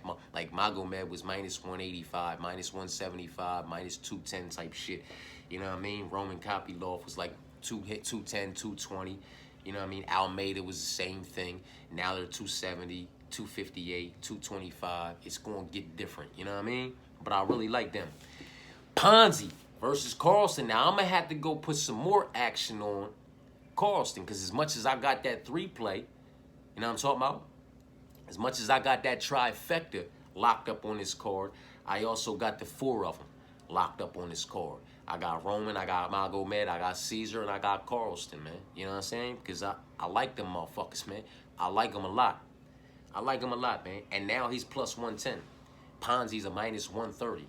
It was an even pick 'em. Then Ponzi was a slight dog at plus 110, plus 105, with Carlson being a slight favorite. Now Ponzi's a slight favorite, and Carlson's a slight dog, and that's what I was waiting for. That's what I was waiting for. I knew it was going to happen. I knew it was going to happen. Based off a name factor. That's all the fuck this is. Name factor. That's it. You got motherfuckers running to the window. Oh, Ponzi, Carlson, and come on, man. Carlson, I'm not saying his wins are magnificent, but come on, man. Like, he lost to Shavkat Rakhmonov in the UFC. And he lost to Chaos Kalen Williams. Those are not 2 losses that you frown on a motherfucker about. You know what I'm talking about? Like, come on, man. Shavkat didn't give his best showing against Ian, but he still did what he needed to do to stay undefeated. You know what I'm talking about? So we can't act like that Shavkat loss is a bad loss for Carlson Harris. And then Chaos Kalen Williams is a fucking beast, man. Very solid, very well-rounded, very fucking powerful, and only continues to evolve and get better as he is in his prime years. You understand what I'm saying to you, man? So there's nothing bad about those 2 losses that he's suffered inside the UFC. Now, I know Ponzi's been in the UFC for a hell of a lot longer, man. But there is nothing overly impressive about Ponzi, especially right now in 2025, man. You understand what I'm saying to you? Ponzi is somebody who we have seen the best of. You know what I mean? Everybody's prime isn't everybody's prime. And Ponzi, he's somebody who we've seen his best days. We've seen his best work. We know what he's capable of. We know, you know, how dangerous he can be up against certain levels of opposition. You understand what I'm saying to you? And Carlson, we know how dangerous he can be. You know what I mean? We not as familiar or individual as far as the UFC's concerned. I know his whole career. But as far as the UFC's concerned, we can say that we're not as familiar with him, you know, as a Ponzi. But the body of work he's been able to produce is very good and a very respectable body of work. He is very solid. He is very well-rounded. You understand what I'm saying to you? There is nothing that significantly separates these 2 individuals from each other as far as body of work produced is concerned, man. Except for the fact that I think Carlson is just like, you know, he still has some time left, man. I don't think Ponzi has much time left, man. You know what I mean? I don't think Ponzi has much time left, man. And it just is what it is, man. I think Carlson Harris is a lot more dangerous, possesses a lot more pop in each individual shots, is just way bit more efficient in the jiu-jitsu department. Like, he's dangerous, man. He is dangerous absolutely everywhere. He's solid, well-rounded, and dangerous absolutely everywhere. Ponzi is solid and well-rounded, and his best days are behind him, man. He's not that fucking dangerous anymore, and he's not that fucking durable anymore, in my personal opinion. You know what I mean? I really like Carlson Harris in this matchup. That's just me. From the door, I was all over him. You know what I mean? But he was a minus 120, minus, you know what I mean, what he was. Now he's an underdog. And I'm going to jump all over that, man, because I believe that he is only an underdog based off the fact that he's fighting Ponzinibbio, Santiago. Like, Ponzi is who Ponzi is. So motherfuckers are just jumping on the Ponzi side. You know what I mean? And I think that's going to be problematic for a lot of motherfuckers this week. You feel me? Because I think Carlson Harris is absolutely the side. Ponzinibbio is not knocking out Carlson Harris, in my personal opinion. Ponzinibbio is not submitting Carlson Harris, in my personal opinion. And it's going to be hard for Ponzinibbio to win a decision over Carlson Harrison, in my personal opinion. Carlson Harrison can knock out Ponzinibbio, in my personal opinion. Carlson Harrison could submit Ponzinibbio, in my personal opinion. If Carlson Harrison doesn't find the finish over Ponzinibbio over the course of 15 minutes, he can hurt him a couple times and possibly put him in a couple compromisable positions to secure the decision. I don't see really where Ponzi wins at all in 2025, but that is just me. That is how I view it. That is how I am looking at it. That is how I see it, and that is me. It's not y'all. It's not you. You know what I mean? Do what you feel as though you need to do as far as this fight's concerned. You know what I mean? I like the dog, though. You giving me a plus 110, too? That's going to boost a couple tickets now. You know what I mean? Now, when I go put these four together now, he's not a minus 120. He's a plus 110. You know what I'm talking about? So I had, when I go over there with my minus 270, minus 258, and my minus 225, I'll be attaching a plus 110 to it and going heavy on that. It's not a minus 120 no more. That plus money number is going to give me, you know, a bit of a boost on my payout. I like that, man. You know what I mean? I like that. And the fact that Carlson Harris is a plus 110 dog, that's the kind of 7 legs that, that's the kind of 6 legs I could throw $6 on. You know what I'm talking about? And crack for like 9 or 1,200. You feel what I'm saying to you? Roman copy, Cesar Almeida at minus 270. Roman Kopylov at minus 258. Magomed Gadzi at minus 225. Christian Rodriguez at plus 215. Puna Heli at plus 164. And Carlson Harris at plus 110. $6 on that motherfucker. And see what that do. And tell me that's not worth a fucking sprinkle to you. It's $6, man. It's fifth pocket change. If that motherfucker hits, I don't want you tapping in over here talking about some, man, you said that shit too, because I've heard that too many fucking times. You know what I mean? I've said some shit too many times on these videos to y'all that I didn't go fucking do when the shit hit. So don't do the shit. You know what I mean? Don't make the fucking mistake. It's foolishness. When you can put $6 on 6 legs and hit for 600, why wouldn't you do it? But you can put $6 on these 6 legs and hit for like probably 900. You know what I'm talking about?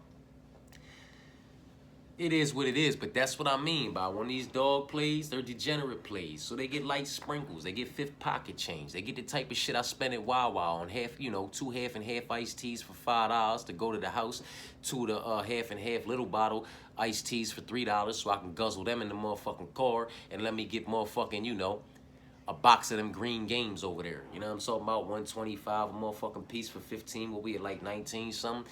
Here, man, take this little dub and take this little $8. There's that $28 for that box of games and that motherfucking 2 bottles of motherfucking half and half for the refrigerator and the 2 little bottles of half and half for my motherfucking car. Now let me go over here, crack this open, take a swig, crack this grain, and roll a motherfucking blunt. Like that kind of money right there, you can take that kind of money right there, 28, 30 fucking dollars, and put some degenerate plays together. $6 on 6 legs, $7 on 7 legs. You know what I mean? $10. Like you can, you know what I mean? You can take wild money and turn that shit in to rent and mortgage money if it hit.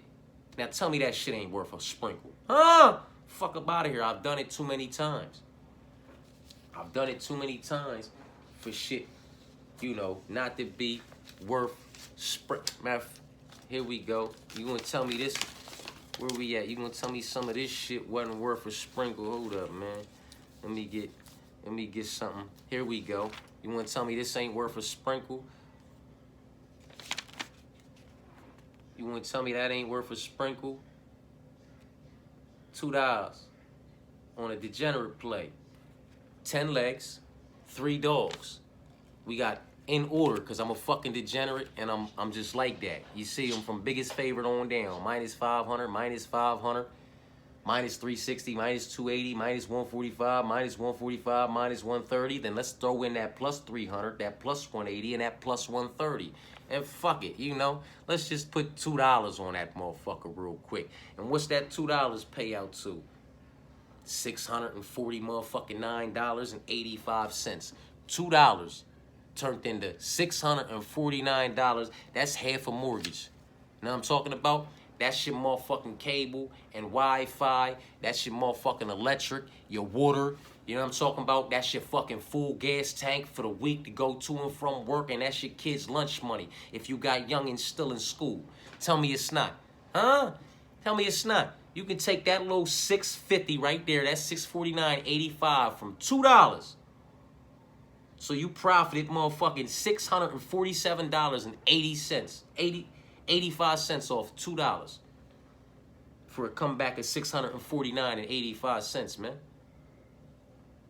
Go pay your water, go pay your electric, go pay your motherfucking Wi-Fi and your motherfucking, you know what I'm talking about? Cable, if you got that going on too. And then take that motherfucking couple hundred and fill your motherfucking gas tank up. Shit, go buy you a motherfucking bottle if you drink, buy you an eighth if you smoke, go get your motherfucking meal out at your favorite fucking place and give your kids some motherfucking lunch money for the week off of $2, man.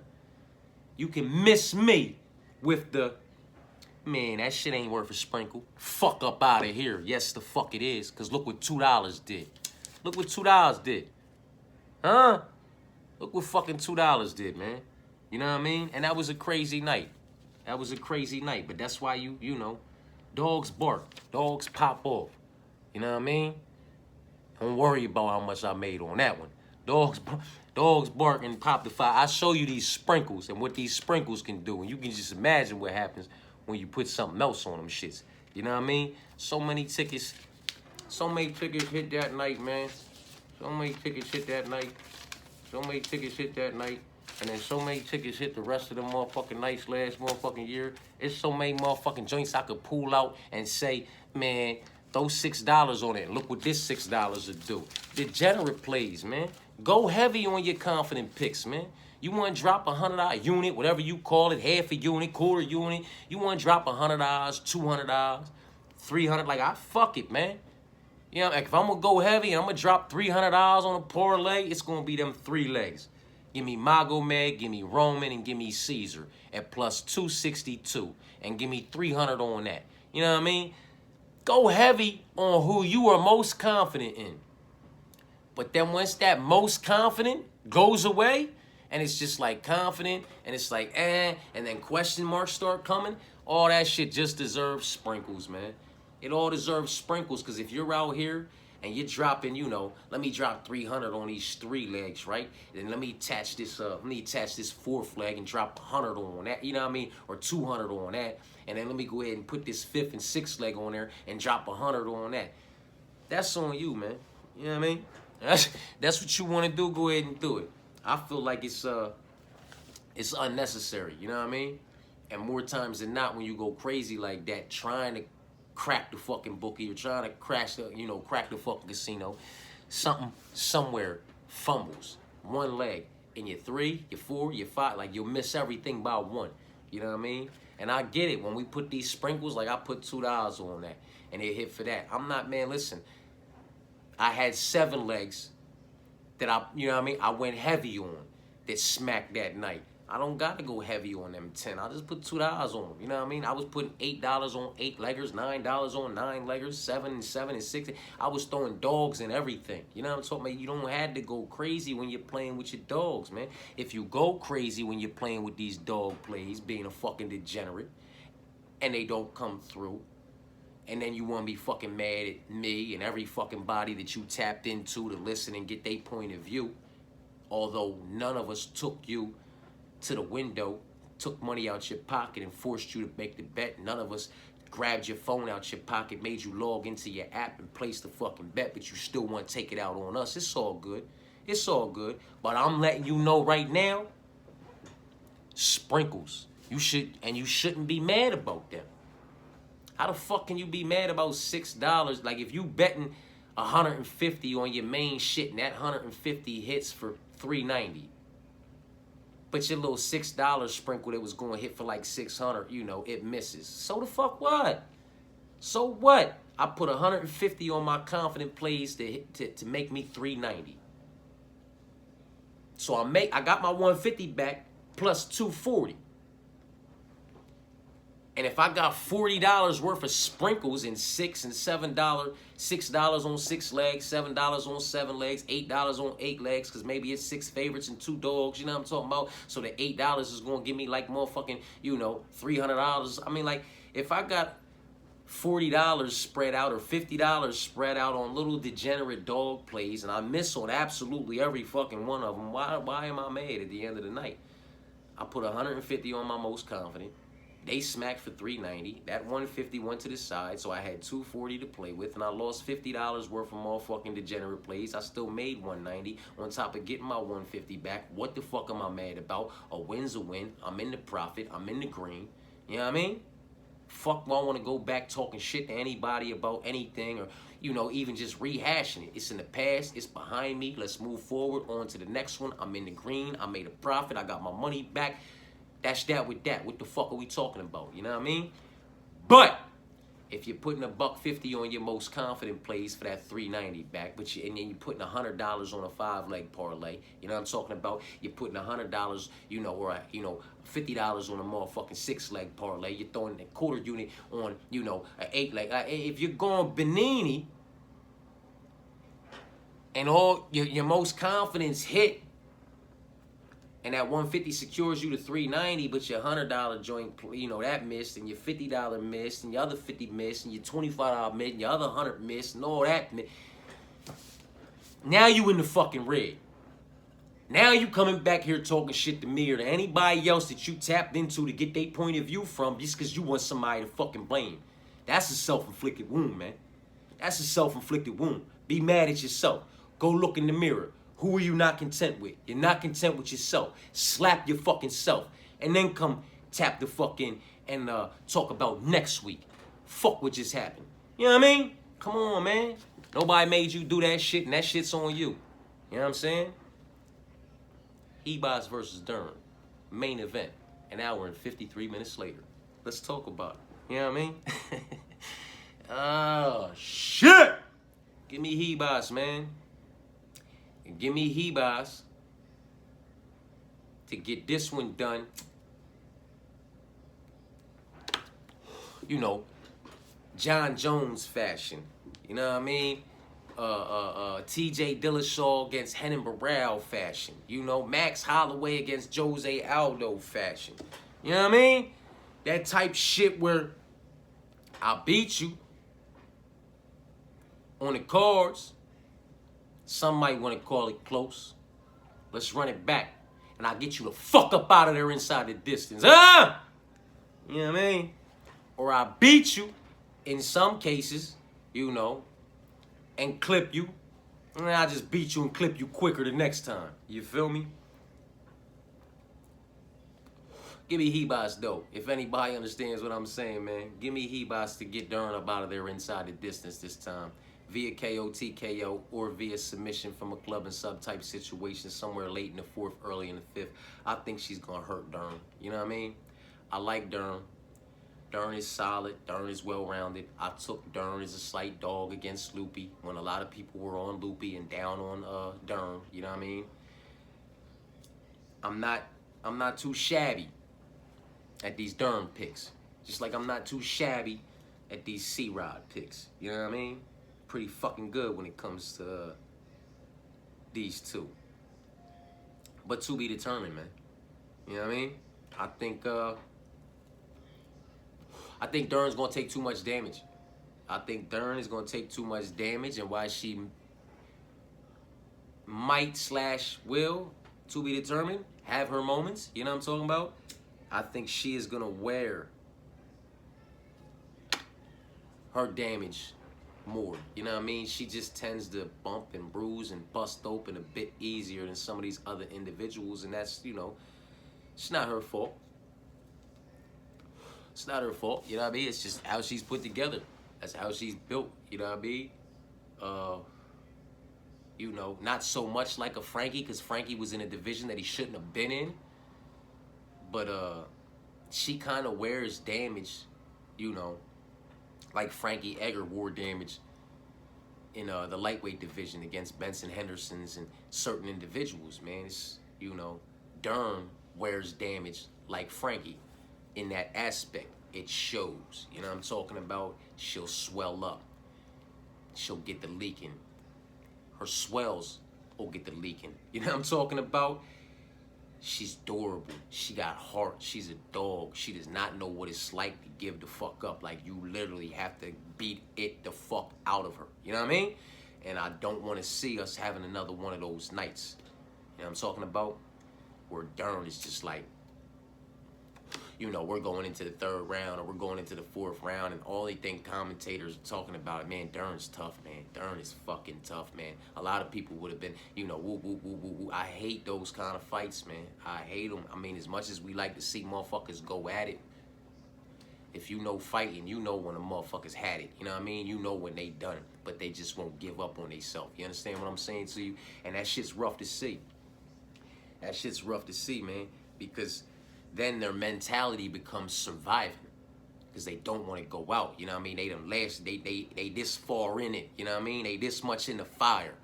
They this much on fire. You feel me? They already fucking burning alive in this motherfucker. They not about to just drop. You know what I mean? So it just becomes about surviving and not so much fighting anymore. You know what I'm talking about? And it just starts, it gets worse for them. It gets worse for them. I don't want to see that happen to Dern, man. You know what I'm talking about? And I think Ribas right now is fucking problematic. You know what I'm saying? I think she is problematic, and I think she's going to piece her up. I think she is going to hurt her. I think she's going to catch her with some elbows and open her, you know what I mean? And it's going to be fucked up to see, but it's going to be a bloody main event to headline this fight card and kick off 2025, man. You know what I'm talking about? Word. After all that, I still gotta get my pick on 2 fights. Ain't that about a bitch, man? My bad. I know when I said for anybody that don't want to stay tapped in, they can get the fuck out my house. I'm picking all favorites. I misspoke because one of them's a dog now. You know what I'm talking about? And I know y'all motherfuckers on the other side like, bro, you still ain't give out the picks for the 2 females, man. Fuck are we doing here? You know what I mean? Right? That's it. That's all I gotta come back to, right? We rocking with Narulo. Magomed's the pick. We rocking with Preston. Trey's the pick. Oh, that's... We rocking with Tulio. Philippe's the pick. I'm rocking with Punahele and Christian. I don't give a fuck. You know what I'm talking about? Give me Roman, Caesar, Carlston, and Amanda. So back on down to Victoria and Fatima, Ernesta and Nicole. Man, I know we in the doghouse. I know we in the doghouse, man. Maybe that's why these dogs are calling me, man. I'm doing my best for y'all, man.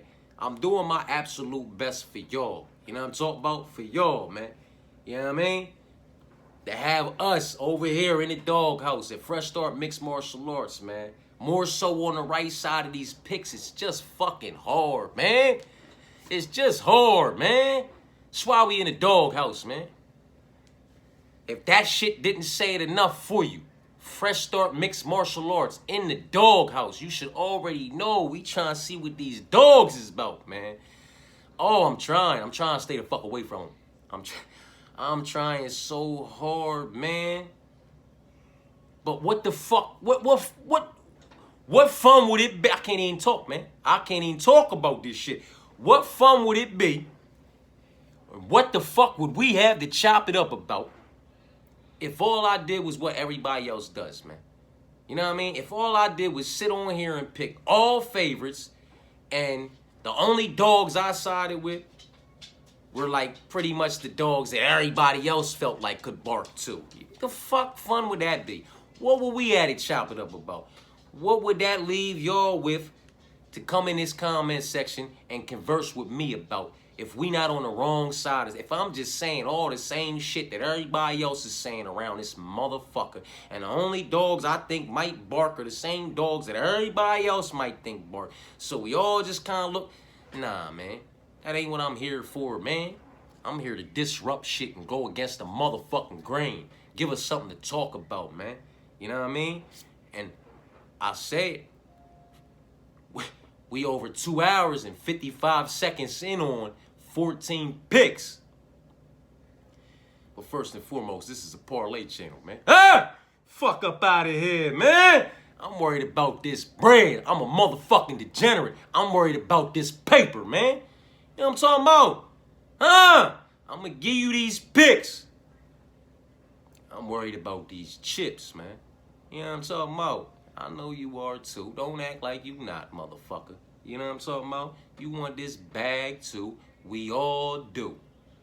Everybody in this motherfucker is a degenerate of some way, shape, form, or fashion, man. And if you think that you're not, you shouldn't be tapped in. Tap out. Unsubscribe.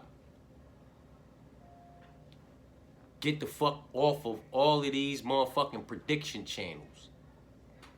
What are you watching them for? Because you want to know who going to win. You want to know who most motherfuckers think is going to win. And then you want to dissect from that what you can and put in what you think is going to win. For that money. Stop playing, man. It's a parlay channel. First and foremost. So, why my picks will be what my picks will be, I will let you know where I feel you might want to properly prepare yourself for being on the wrong side of that pick, betting and parlaying. You know what I'm talking about? It is what it is, man. God, I'm trying to stay away from some of these dogs, man. I have to, man. I have to. Off principle. It's absolutely necessary for me. I'm a UFC guy. You know what I'm talking about? From the very fucking beginning. From the very beginning, watching it on the scramble boxes in my step pop, boom, I'm a UFC guy. You know what I'm talking about? I watched Pride heavy as well. You feel me? And while I have watched Strike Force, the other promotions, I've never been in on anything as far as all of this is concerned as I am, you know, on the UFC. You know what I mean? And Christian Rodriguez, regardless of how anybody feels about him, his weight misses, his wins, his losses, whatever the case may be, we are coming into 2025. He's been with us, man. Now I'm talking about.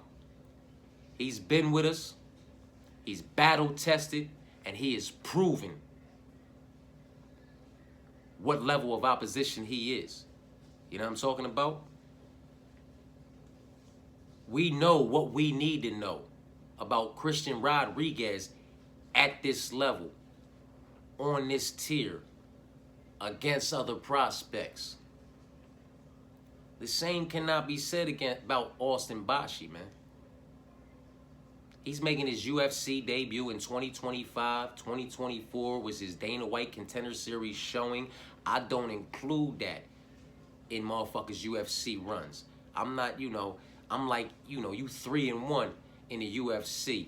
4-1 if you want to include Dana White Contender Series, but I don't do that. Like, that's how I go about that type shit. You know what I mean? So,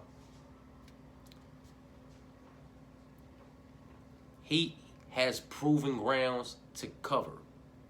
Christian Rodriguez has already covered those proven grounds. When it comes to undefeated prospects who like to implement a heavy and wrestling game plan, everything is to be determined for Austin. This is his debut. You know what I mean? With a win over Christian, what do they do with him? Proven grounds need to be covered. I do not know enough about him at this level. It's absolutely necessary for me to rock with Christian Rodriguez. Pure principle, out of respect, out of the knowledge I have for his all-around body of work that he will produce, that he's capable of producing, and that he's still an other individual coming into himself. Not in his prime yet. Best days haven't, they're still ahead of him. You know what I'm talking about? So who's to say that the Christian Rodriguez we see on Saturday is not going to be the absolutely best version of Christian Rodriguez C-Rod that we've ever seen to date? You understand what I'm saying to you, man? If he stuffs, yet again, the majority of the incoming takedowns coming in, keeps it upright, and produces a highly competitive, closely contested, possibly edged out body of work over the course of 15 minutes and snatches his O from him, I seriously hope there's not a lot of people on the other side going, oh man, what the fuck? Austin Bashi was my lock, because you're probably the same motherfucker that said, oh man, what the fuck? Raul Rosas was my lock. And then after Raul Rosas fumbled the bag, said, oh man, what the fuck? Isaac Delgarian was my lock. No! You can't keep doing that shit, because these motherfuckers look so good up against who they look so good up against en route to the UFC. And then they look so good on the Contender Series. And then the problem is, after that, normally, they put you with another prospect from another season of the Contender Series or off of another road to the UFC or some other show. You know what I mean? So it's like, what the fuck? When are we going to get an opportunity to gauge where this motherfucker's ceiling may or may not be inside the UFC? They've overloaded it with so many fucking prospects that need to be weeded out first. It's so many pointless matchups, in my personal opinion. You know what I'm talking about? Because a lot of them motherfuckers just aren't going to be there this time next year to talk about, man. Christian Rodriguez is still here. Christian Rodriguez went on to be a prospect killer, undefeated against undefeated prospects who like to implement a heavy wrestling and grappling game. Now, that was a division below her. This is division up, to be determined. But it's absolutely necessary for me to rock with him, man. He part of the team. He part of the UFC family, man. You know what I'm talking about? He got about a half dozen or so fights under his belt, more wins than losses. All his wins come over undefeated prospects, much like he was himself at one point in time. It is what it is, man. You have to look at some of these undefeated records and these undefeated individuals and just be real with yourself and say, all right, man. All right, check it out, man. He this and that. He this and oh. All right. But he this and that up against this level of opposition. Even with a win over this motherfucker. What do they do with him moving forward? Like, if you can look at a motherfucker and you can say like that O is going. It's just a matter of who's going to take it and when's it going to get taken. And you place him in there with somebody like Christian Rodriguez. I got to side with Christian Rodriguez, man. Because Austin Bashi is going to lose that O. That O is going to go. That's inevitable. It's just about who's going to take it, When's it going to get taken? And is Christian Rodriguez the guy to take it on Saturday night? That's just fucking facts. The O is going to go. He's not keeping that O intact all the way up through the fucking featherweight division. What's he going to do? Run through everybody on his motherfucking, you know what I mean? Like, come on, man. Run through his everybody on his way to Ilya type, you know what I mean? Type shit. And then knock out Ilya Topuria and drag and throw around. Like, what is he going to do, man? Like, he's going to go undefeated all the way up through the featherweight division, just beating the shit out of everything? No, that O is going to go. That's inevitable. And you know it's going to go before he reaches a certain tier, so it's just about who's going to take it from him. Christian Rodriguez possesses all the abilities, as he has proven in the past, to take that O from him. You know what I mean? So for me, it's absolutely necessary to fuck with him. You know what I mean? Now, will Austin Bashi possibly be in an all favorites parlay? Yup. You know what I mean? We'll have no females, but we'll have like a Tulio and then a Narulo. Well, Narulo's the biggest favorite. So a Narulo and a Tulio, biggest two favorites. You know what I mean? And then maybe we slide on over and take fucking Jacoby and Bashi, four of the biggest favorites as far as these men are concerned. You know what I'm talking about? Magomed, Roman, Caesar. That's 7. And then, you know, maybe we leave it like that. Maybe we throw Carlson on there for the 8-pack. You know what I'm talking about? And just leave them other fights alone for an all favorites parlay and see how that shake out. I'm not saying I'm not going to have action. I'm a fucking degenerate. I'm going to have action with that cat involved in it. But I'm on the side of Christian. You know what I mean? Punahele. This is just dogs. You know what I mean? Punahele. I feel like that's, you know, that's mandatory, man. Look at the immaculate work he did in his welterweight debut. And look at what Eurosmetric kryptonite is. Look at what his kryptonite is.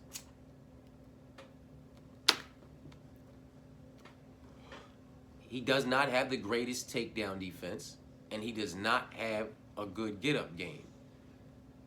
And he is very suspect in the jiu-jitsu defense department. You understand what I'm saying to you? Punahele possesses the wrestling and grappling. He's by far a better wrestler and grappler. He possesses power. You know what I'm talking about? All the tools that are needed for the blueprint that has been written to beat Eurosmetric. And I think in 2025, I think the move from middleweight to welterweight, as can be seen in his welterweight debut to end out 2024 for Punahele, was the smart move. That was the good move. He should have made it a while ago, but he's made it now. It was a good move. I believe him and his team know that to be true.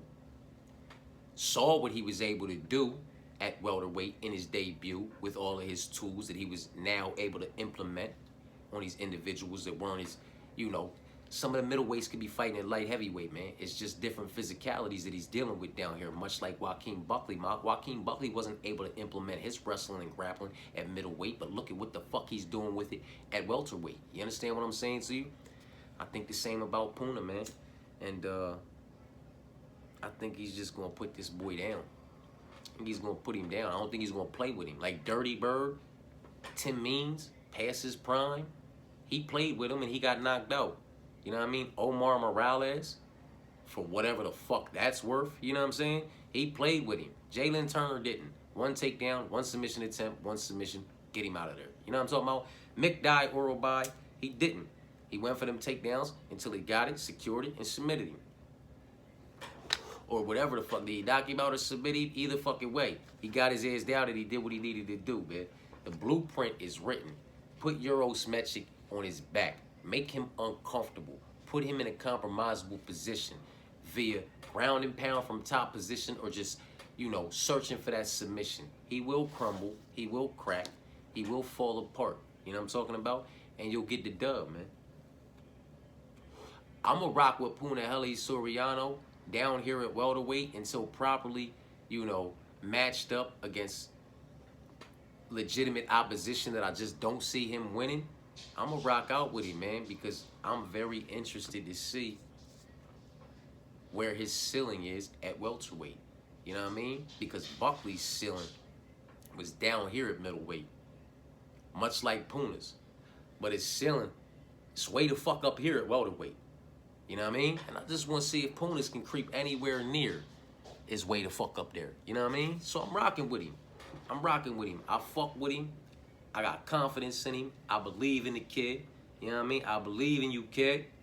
Don't go out here and fumble the bag, man. You a dog. Cash is a dog. You know what I'm talking about? Handle that motherfucking business, man.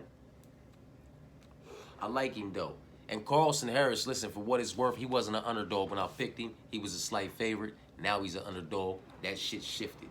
So we got 3 underdogs on the main card and 3 favorites. You know what I mean? Punahele, Christian, and Carlson. That's my 3 dogs. Ribas, Almeida, and Kopylov. That's my 3 favorites.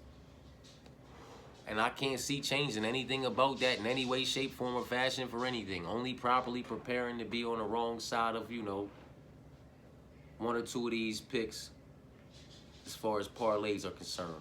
You know what I'm talking about? It is what it is, though. I like Philippe as a dog against Jose Johnson. I can't get away from that. Jose Johnson is gonna have to come out here and prove that there's levels to this shit. Prove to me that he's levels above this kid and beat the shit out of him. Philippe at 35 is another one I believe is primetime Philippe. He is in his prime. Where Jose Johnson at 29 or whatever Jose Johnson is, I believe he's a few years younger. You know, he may very well just be entering his prime. So the best days, we might see the very best version of both of these young men on Saturday night. It might turn out to be an absolute banger, fight of the fucking night. And, you know, tooth and nail type shit where both of their names get called off and somebody wins via split. I'm still rocking with Philippe. Fuck it, you know what I mean? Tulio, crazy favorite. I don't even like disrespecting Ihor like this, you know what I mean? Because Nicolau can knock anybody the fuck out. If Nicolau catches anybody from any division down, obviously all the way up to heavyweight, like he can just fucking crack. He's one of them cats, you know what I mean? He hit like a fucking truck. Hit you like an 18-wheeler, you know what I mean? So I ain't mad at that, man. Carlos Oberg, man. Come on, man. You can't be mad at that neither, man. He puts out good work. Like, he's had to fight some motherfuckers, man. You know what I mean? And Tulio hasn't. And what if Ihor turns out to be a motherfucker in 2025 for Tulio? I'm fucking with him. But y'all already know how I feel about a motherfucker who's over the minus 500 money line. He's minus 520. I'm fucking with him, but I'm not fucking with him. You dig me? Thiago is one that I am properly preparing to be on the wrong side of as far as parlays are concerned for the, you know, prelims, for the whole card, for my haymakers, my Hail Marys, and all that kind of shit. You know what I'm talking about?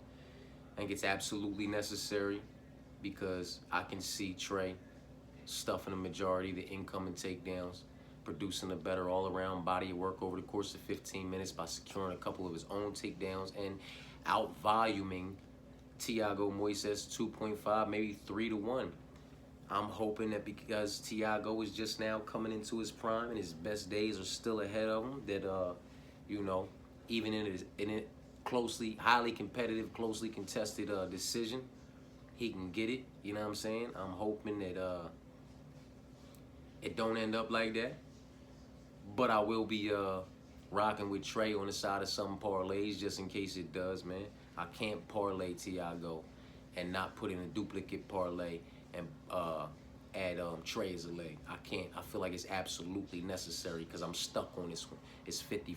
It's a coin flip. Thiago's either going to show up and give us, you know, the best version of him that we've ever seen, and that's going to be, you know, a level above or at least enough to beat the best version of Trey, or he's going to show up and not quite be the best version of himself yet, or maybe, you know, like I said, everybody's prime isn't everybody's prime. Maybe the best version of him just isn't good enough. to beat the best version of Trey. You dig me? So I'll probably prepare for being on the wrong side of that one. Preston, that's the other dog down here on the prelims that I gotta fuck with. And I won't properly prepare myself for being on the wrong side of that parlay-wise, because Jacoby's a minus 535. He's over the minus 500 money line. It really does nothing to the parlay unless we're talking about a 7th, 8th, 9th, or 10th leg. You feel what I'm saying to you? So if I have any action on this fight, it'll be, you know, my 3 most confidence, and then Preston at plus 400 and something light on that, like a dub, or maybe $10 a man, $40 on a 4 leg with a plus 400 as the 4th leg. You know what I'm talking about? And see how that shake out. But other than that, you know what I mean? I don't want nothing to do with the fight. Preston's still the pick. Magomed's still the pick, and he's all types of parlayed up. Narulo's still the pick, but he's over minus 500, and you know how I feel about that shit, man. You know what I mean? Look at this shit, 2 hours and 20 minutes later, man. My apologies, yo. Women's MMA, man. And fuck these 2 fights especially.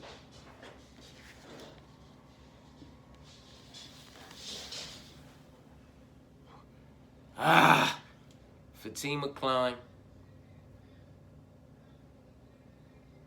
and Nicole. I'm taking one of these dogs, man. I feel like Victoria might be the way to go. But sometimes when I feel that passionate about something, it's absolutely necessary for me to remind myself to go the other way. You know what I mean? So Fatima Klein is going to remain the pick.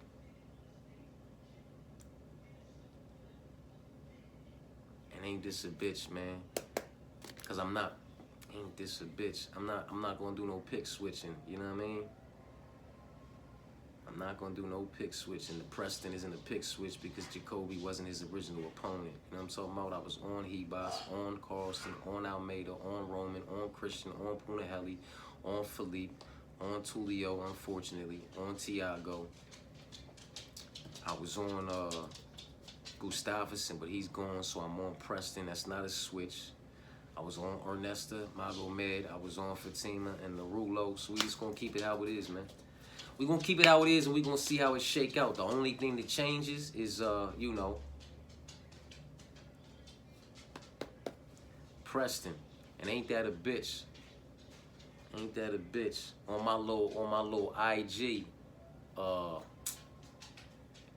FS MMA UFC picks on my little IG page. I think I might have put Jacoby's little motherfucking ass up there, man, off rip.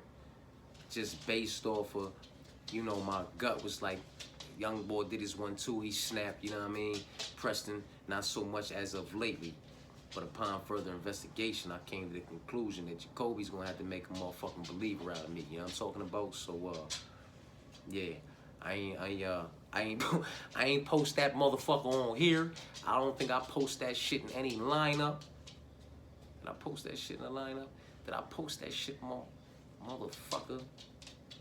Am I pick switching to Preston? Is that what the fuck I'm doing right now? Cause I don't want pick switch, man. I don't want pick switch. I don't want pick switch. I can't remember what the fuck I did. I rocked with Jacoby, man. I rocked with Jacoby. Is this gonna be what fucks me up? You know what I mean? Cause I'm gonna have a dog play on Preston. I told y'all motherfuckers last year I'll do no pick switching. Only properly preparing myself for being on the wrong side of said picks. And I believe if I'm not, I know for sure on my IG page, UFC, FS MMA UFC picks. I think I might have put Jacoby on there. I think I put him on there. I uploaded his picture because on that joint, I just upload everybody's joint who I'm rocking with, what their money line was when I you know what I mean, when I called it. And yeah. So I think I rocked with Jacoby off the rip. So I'm gonna stick with it. My bad, y'all. I'm gonna stick with it. But he gotta make me a believer, and I will have dog plays on Preston Parsons, man, because on my IG picks, and then on my I ain't put him on my, see, I got the FS MMA UFC picks, And then I got the FSMMA UFC parlays or free, whatever the fuck it is. If you find me, Fresh Start Mixed Martial Arts on IG, you'll find my other joints, because, you know what I mean, rightfully so.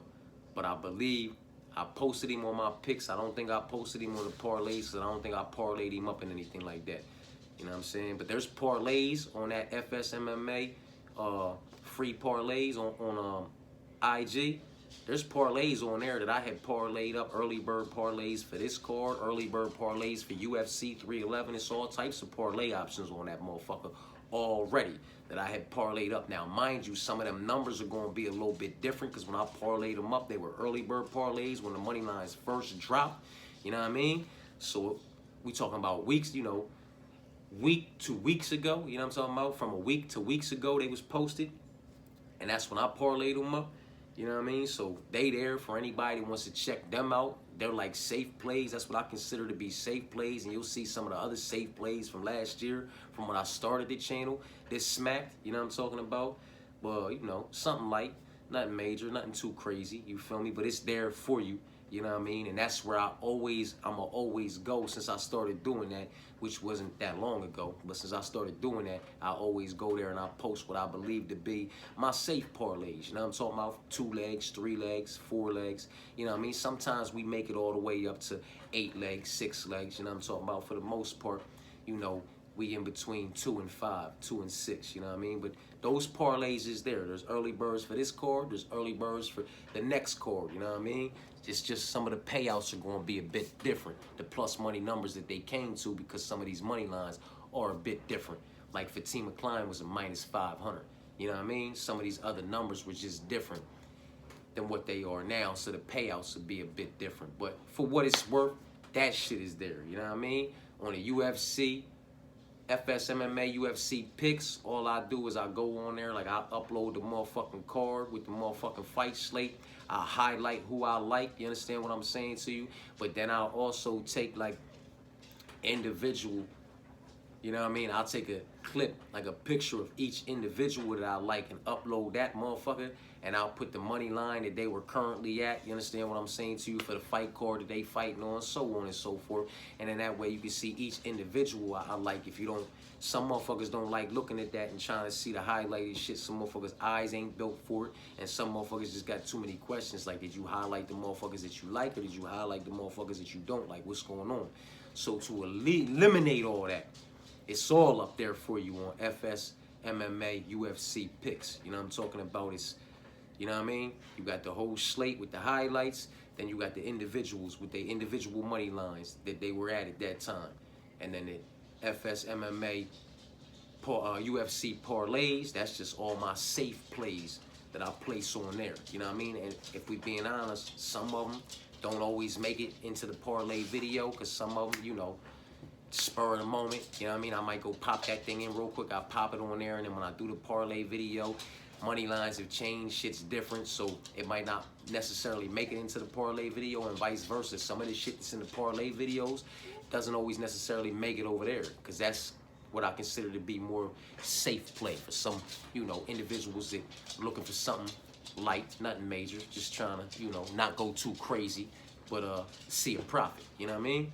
So for what it's worth, all that shit's there, and I believe, oh, and on the UFC picks, I'll also upload my little shit that I'll be uploading on here, where I write out, you know what I mean, who I like and all that, you feel me? And so, you know, I believe on all of that. I rock with Jacoby Smith, so I'ma stay with him. Underdogs on the prelims, we got 1. I had 3 underdogs on this whole card. Now I have 4, because Carlston has, you know, switched to a slight dog. It's Narulo, Fatima, Magomed, Ernesta, Jacob, Tiago, Tulio, and Philippe. And I say that the way I know you see me saying that on my face, because something's telling me, man, Preston and Trey and one of these females might bark and pop the fuck off. You know what I mean? Something is just itching on the inside of me, telling me, man, like Preston might really apply this pressure and take this O from this young man. You know what I mean? Because it's hard for me to see outside of Jacoby Smith finishing Preston Parsons, which he can. That man's been finished. It's hard for me to see him winning a decision. You know what I mean? Because jokers that win a decision over Preston usually have to stuff, a majority of the incoming takedowns, and that majority is usually double digits. Like, dude will attempt 15 takedowns, and that's why he's called pressure. He'll Randy Couture you if you allow him to. But if you don't and you show resistance, you gotta show resistance on, about 10 to 15 different exchanges. You understand what I'm saying to you? And it's hard to keep the volume numbers high. You know what I'm talking about? And really get off when a motherfucker's applying that much pressure to you if your all-around body of work and your all-around game isn't immaculate. You know what I'm talking about? Because you got a motherfucker coming at you, and you're stuffing, and you got to worry about, disengaging, getting off the cage, getting back to motherfucking range, getting back to where you comfortable and getting back in your motherfucking rhythm. And we're trying to do all that, getting back, and the motherfucker's just getting on you. It's hard to really get off. You know what I'm talking about? So maybe he gets off and he sleeps him. You know what I mean? Maybe he catches him coming in for a takedown and he, gets a submission. Hopefully the ball wins, because obviously I picked him. You know what I'm talking about? But Preston got me feeling the pressure already. Let's just put it like that. You know what I mean? And I like Thiago, but I'm not living in a dream world where Trey can't essentially dog walking for 15 minutes by stuffing the takedowns, securing his own takedowns, and putting out that volume. It is what it is, man. It is what it is, man. Fatima was the pick, so we're going to stay with her. Fucking minus 900. I hate that shit, but we're going to stay with her, man. We're going to stay with her. We're going to stay with Narulo. We're going to stay with Ernesta. Although I think Nicole, I think that height and reach advantage that Ernesta has, the height and reach disadvantage that Nicole is at, I don't think that shit means anything to her. You know what I mean? It does not deter this young woman because she's always at that kind of a disadvantage. It's women's MMA, though, man. Don't wrap it up in any of your main plays, man. We on Jacoby because he was the pick, Thiago, Tulio, and Philippe. So Philippe's my one dog on the prelims. Philippe is my one dog on the prelims. Everybody else is a favorite, but I say that cautiously. You know what I'm talking about? Punahele, I'm kicking off the main card with 2 dogs. I got three dogs, 3 favorites on a 6 fight card. A 6 fight main card. It's crazy. I only had 2 dogs up here. Now I got 3. But it's cool, man, because one of them I don't believe he should be. You know what I mean? I can make the case for the other 2 too, but it is what it is. I'll take the numbers. Punahele, Christian, Roman, Caesar, Carlston, and Ribas. And Punahele, Christian, and Carlston are all dogs. So on a 14-fight card, I like 10 favorites and 4 dogs.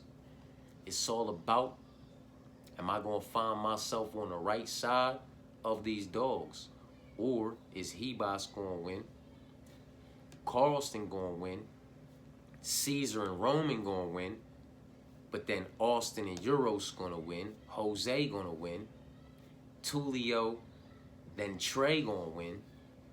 Preston going to win? Nicole going to win? Magomed, Fatima, and Narulio win? Wouldn't that be about a bitch? Huh? That's one of those what ifs, though. And I've had some what ifs that just obliterated the motherfucking window when I had to cash them in. You know what I'm talking about? And what ifs go crazy, man.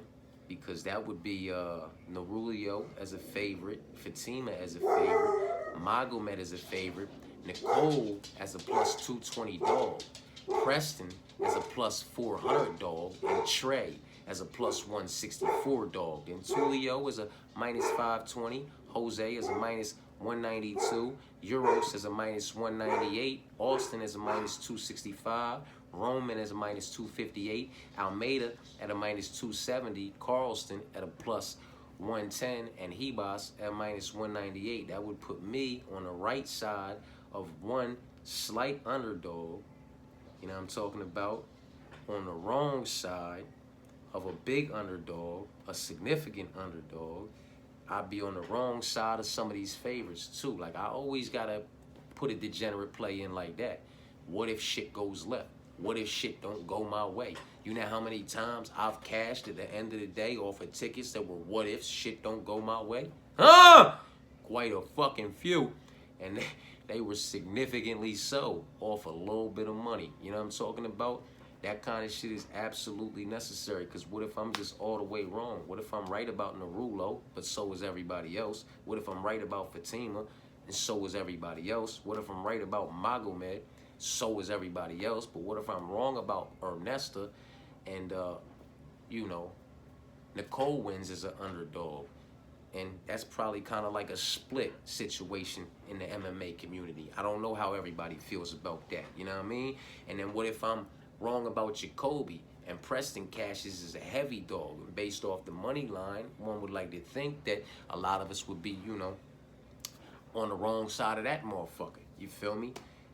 So it's like, if I'm right about Narulio, so is everybody else. Fatima, so is everybody else. Magomed, so is everybody else. If I'm wrong about Ernesta, well, I'm probably split with everybody else.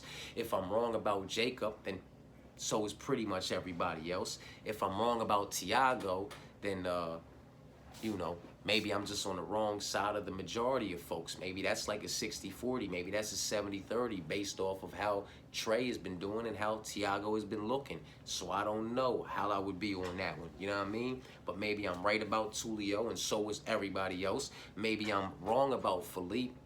You know what I'm talking about? And Jose, you fucking wins. Like everybody else probably thinks he's going to win, and I'm on the wrong side of that. Maybe I'm on the wrong side of Puna. Maybe Puna gets knocked the fuck out, and, you know, Euros cashes. Maybe that's a split situation. I have no idea. You might like to think that the money lines, based off the money lines, Puna, Euros, and Jose and Philippe is kind of like a split 60-40, 50-50, or 60-40, you know what I mean, 65-35, one way or the other in the MMA community. I have no fucking idea as of right now, but you know, one might like to think that. You feel me? If I'm right about Roman, I mean, if I'm right about motherfucking, wrong about motherfucking, yeah, Christian, everybody's right about motherfucking, it seems like everybody's probably going to be on Austin, then I'm on the wrong side of that one. If I'm right about Almeida, probably so is most of everybody else. If I'm right about Carlston, that's probably a split situation. And if I'm right about Ribas, that's probably like a 60-40, 70-30 situation going Ribas' way, man. You know what I mean? So what if I'm just dead-ass motherfucking wrong on a lot of these motherfuckers? I'm on the wrong side of them, man. I always got to look at a card like that and put those what-if tickets in. Everybody should do that, because those what-if tickets are the tickets you only got to put a couple dollars on, and they might hit for a couple fucking thousand. You know what I mean? But I talked y'all motherfucking head off, man. I held y'all ear hostage for entirely too fucking long. I believe I held y'all ear hostage for longer than I ever held y'all ear hostage for before. You know what I'm talking about? It is what it is, though. That's how the ball bounce and the cookie crumble, man. You know what I'm talking about? Hey, look at the joint I got over the holidays, though, man. Look at my baby Max, man. Look at my baby Max, man. I got a few decks, you know what I mean? And went through them. I got the boy Gamrot autograph. I got a couple nice joints, you know what I mean? Came popping out the box and all that. Had to show y'all Max, though. I fuck with that Max card, man. That's my baby. I don't give a fuck what happened to him in his last fight. Max is Max. Like Jose Aldo is Jose Aldo. Mighty Mouse is Mighty Mouse. The Iceman is still the Iceman, motherfucker. You know what I'm talking about? I don't give a fuck about what happened in their last fight. Certain motherfuckers cemented their legacies already, so it don't matter. You know what I mean? I love that card, though. You know what I mean? That was probably my favorite one that popped up out of there. And I had some Ilias come out, some Islams come out, some autographed Gamrots come out, some John Jones come out, some matter of fact, I had an old Chuck come out that was vicious, too. That joint was nasty, too. That's upstairs in the book. I gotta get that one out. You know what I mean? I fuck with them, though. You know what I mean? My daughter gets me the little Jimmy Jammers. You know what I'm saying? Birthdays, Christmases, shit like that. So I was popping them out the stocking and opening them motherfuckers up with the homie over the holiday. You know what I'm talking about? But yeah, man, that's that with that.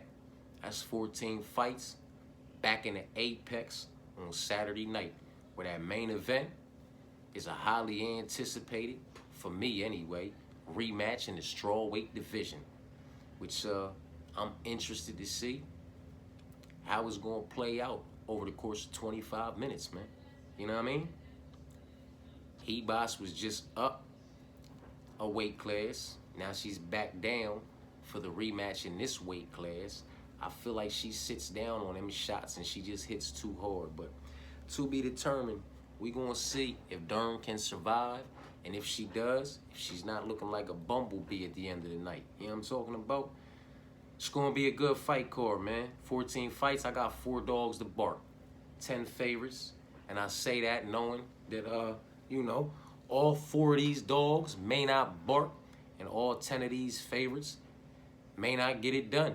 You know what I'm talking about? Y'all know who I'm confident in. Y'all know where I go after that as far as confidence is concerned, man. I am confident in Roman. I am confident in Magomed. I am confident in Caesar. You understand what I'm saying to you? I really like Carlston. And everything after that is just sketchy. Because I don't want to lock these women up.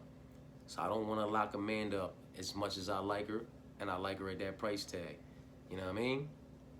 I'm solid with those 3 favorites and that 1 slight dog now. You know what I mean? Because that plus 110 will boost me.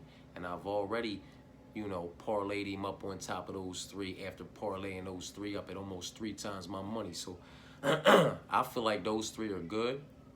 So I'm comfortable putting some other plays in.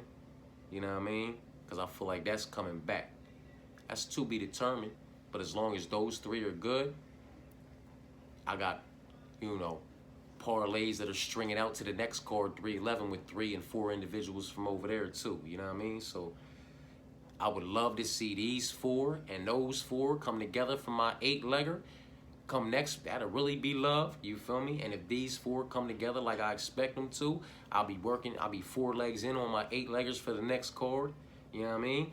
I'll be 3 legs in on 6-leggers for the next card when these 3 come through. You feel what I'm saying to you? I got all types of degenerate shit going on. The moment they dropped these money lines and they had all 14 fights, all 28 fights available, like 14 fights for this card and 14 fights for 311, I was all over it. It didn't matter. I was in Delaware and they dropped them on DraftKings. I went right over the motherfucking line. I went right on over the motherfucking line, posted the fuck up. I got geologically checked the fuck in, and I made my bets, man. You know what I'm talking about? And as soon as they was available over here where I'm at, I started going to work over here as well. You feel me? But, yeah, it is what it is. I appreciate y'all for tapping in. It's been a minute. You know what I'm talking about? But, y'all already know what it's sitting for, man. Incoming is quick picks.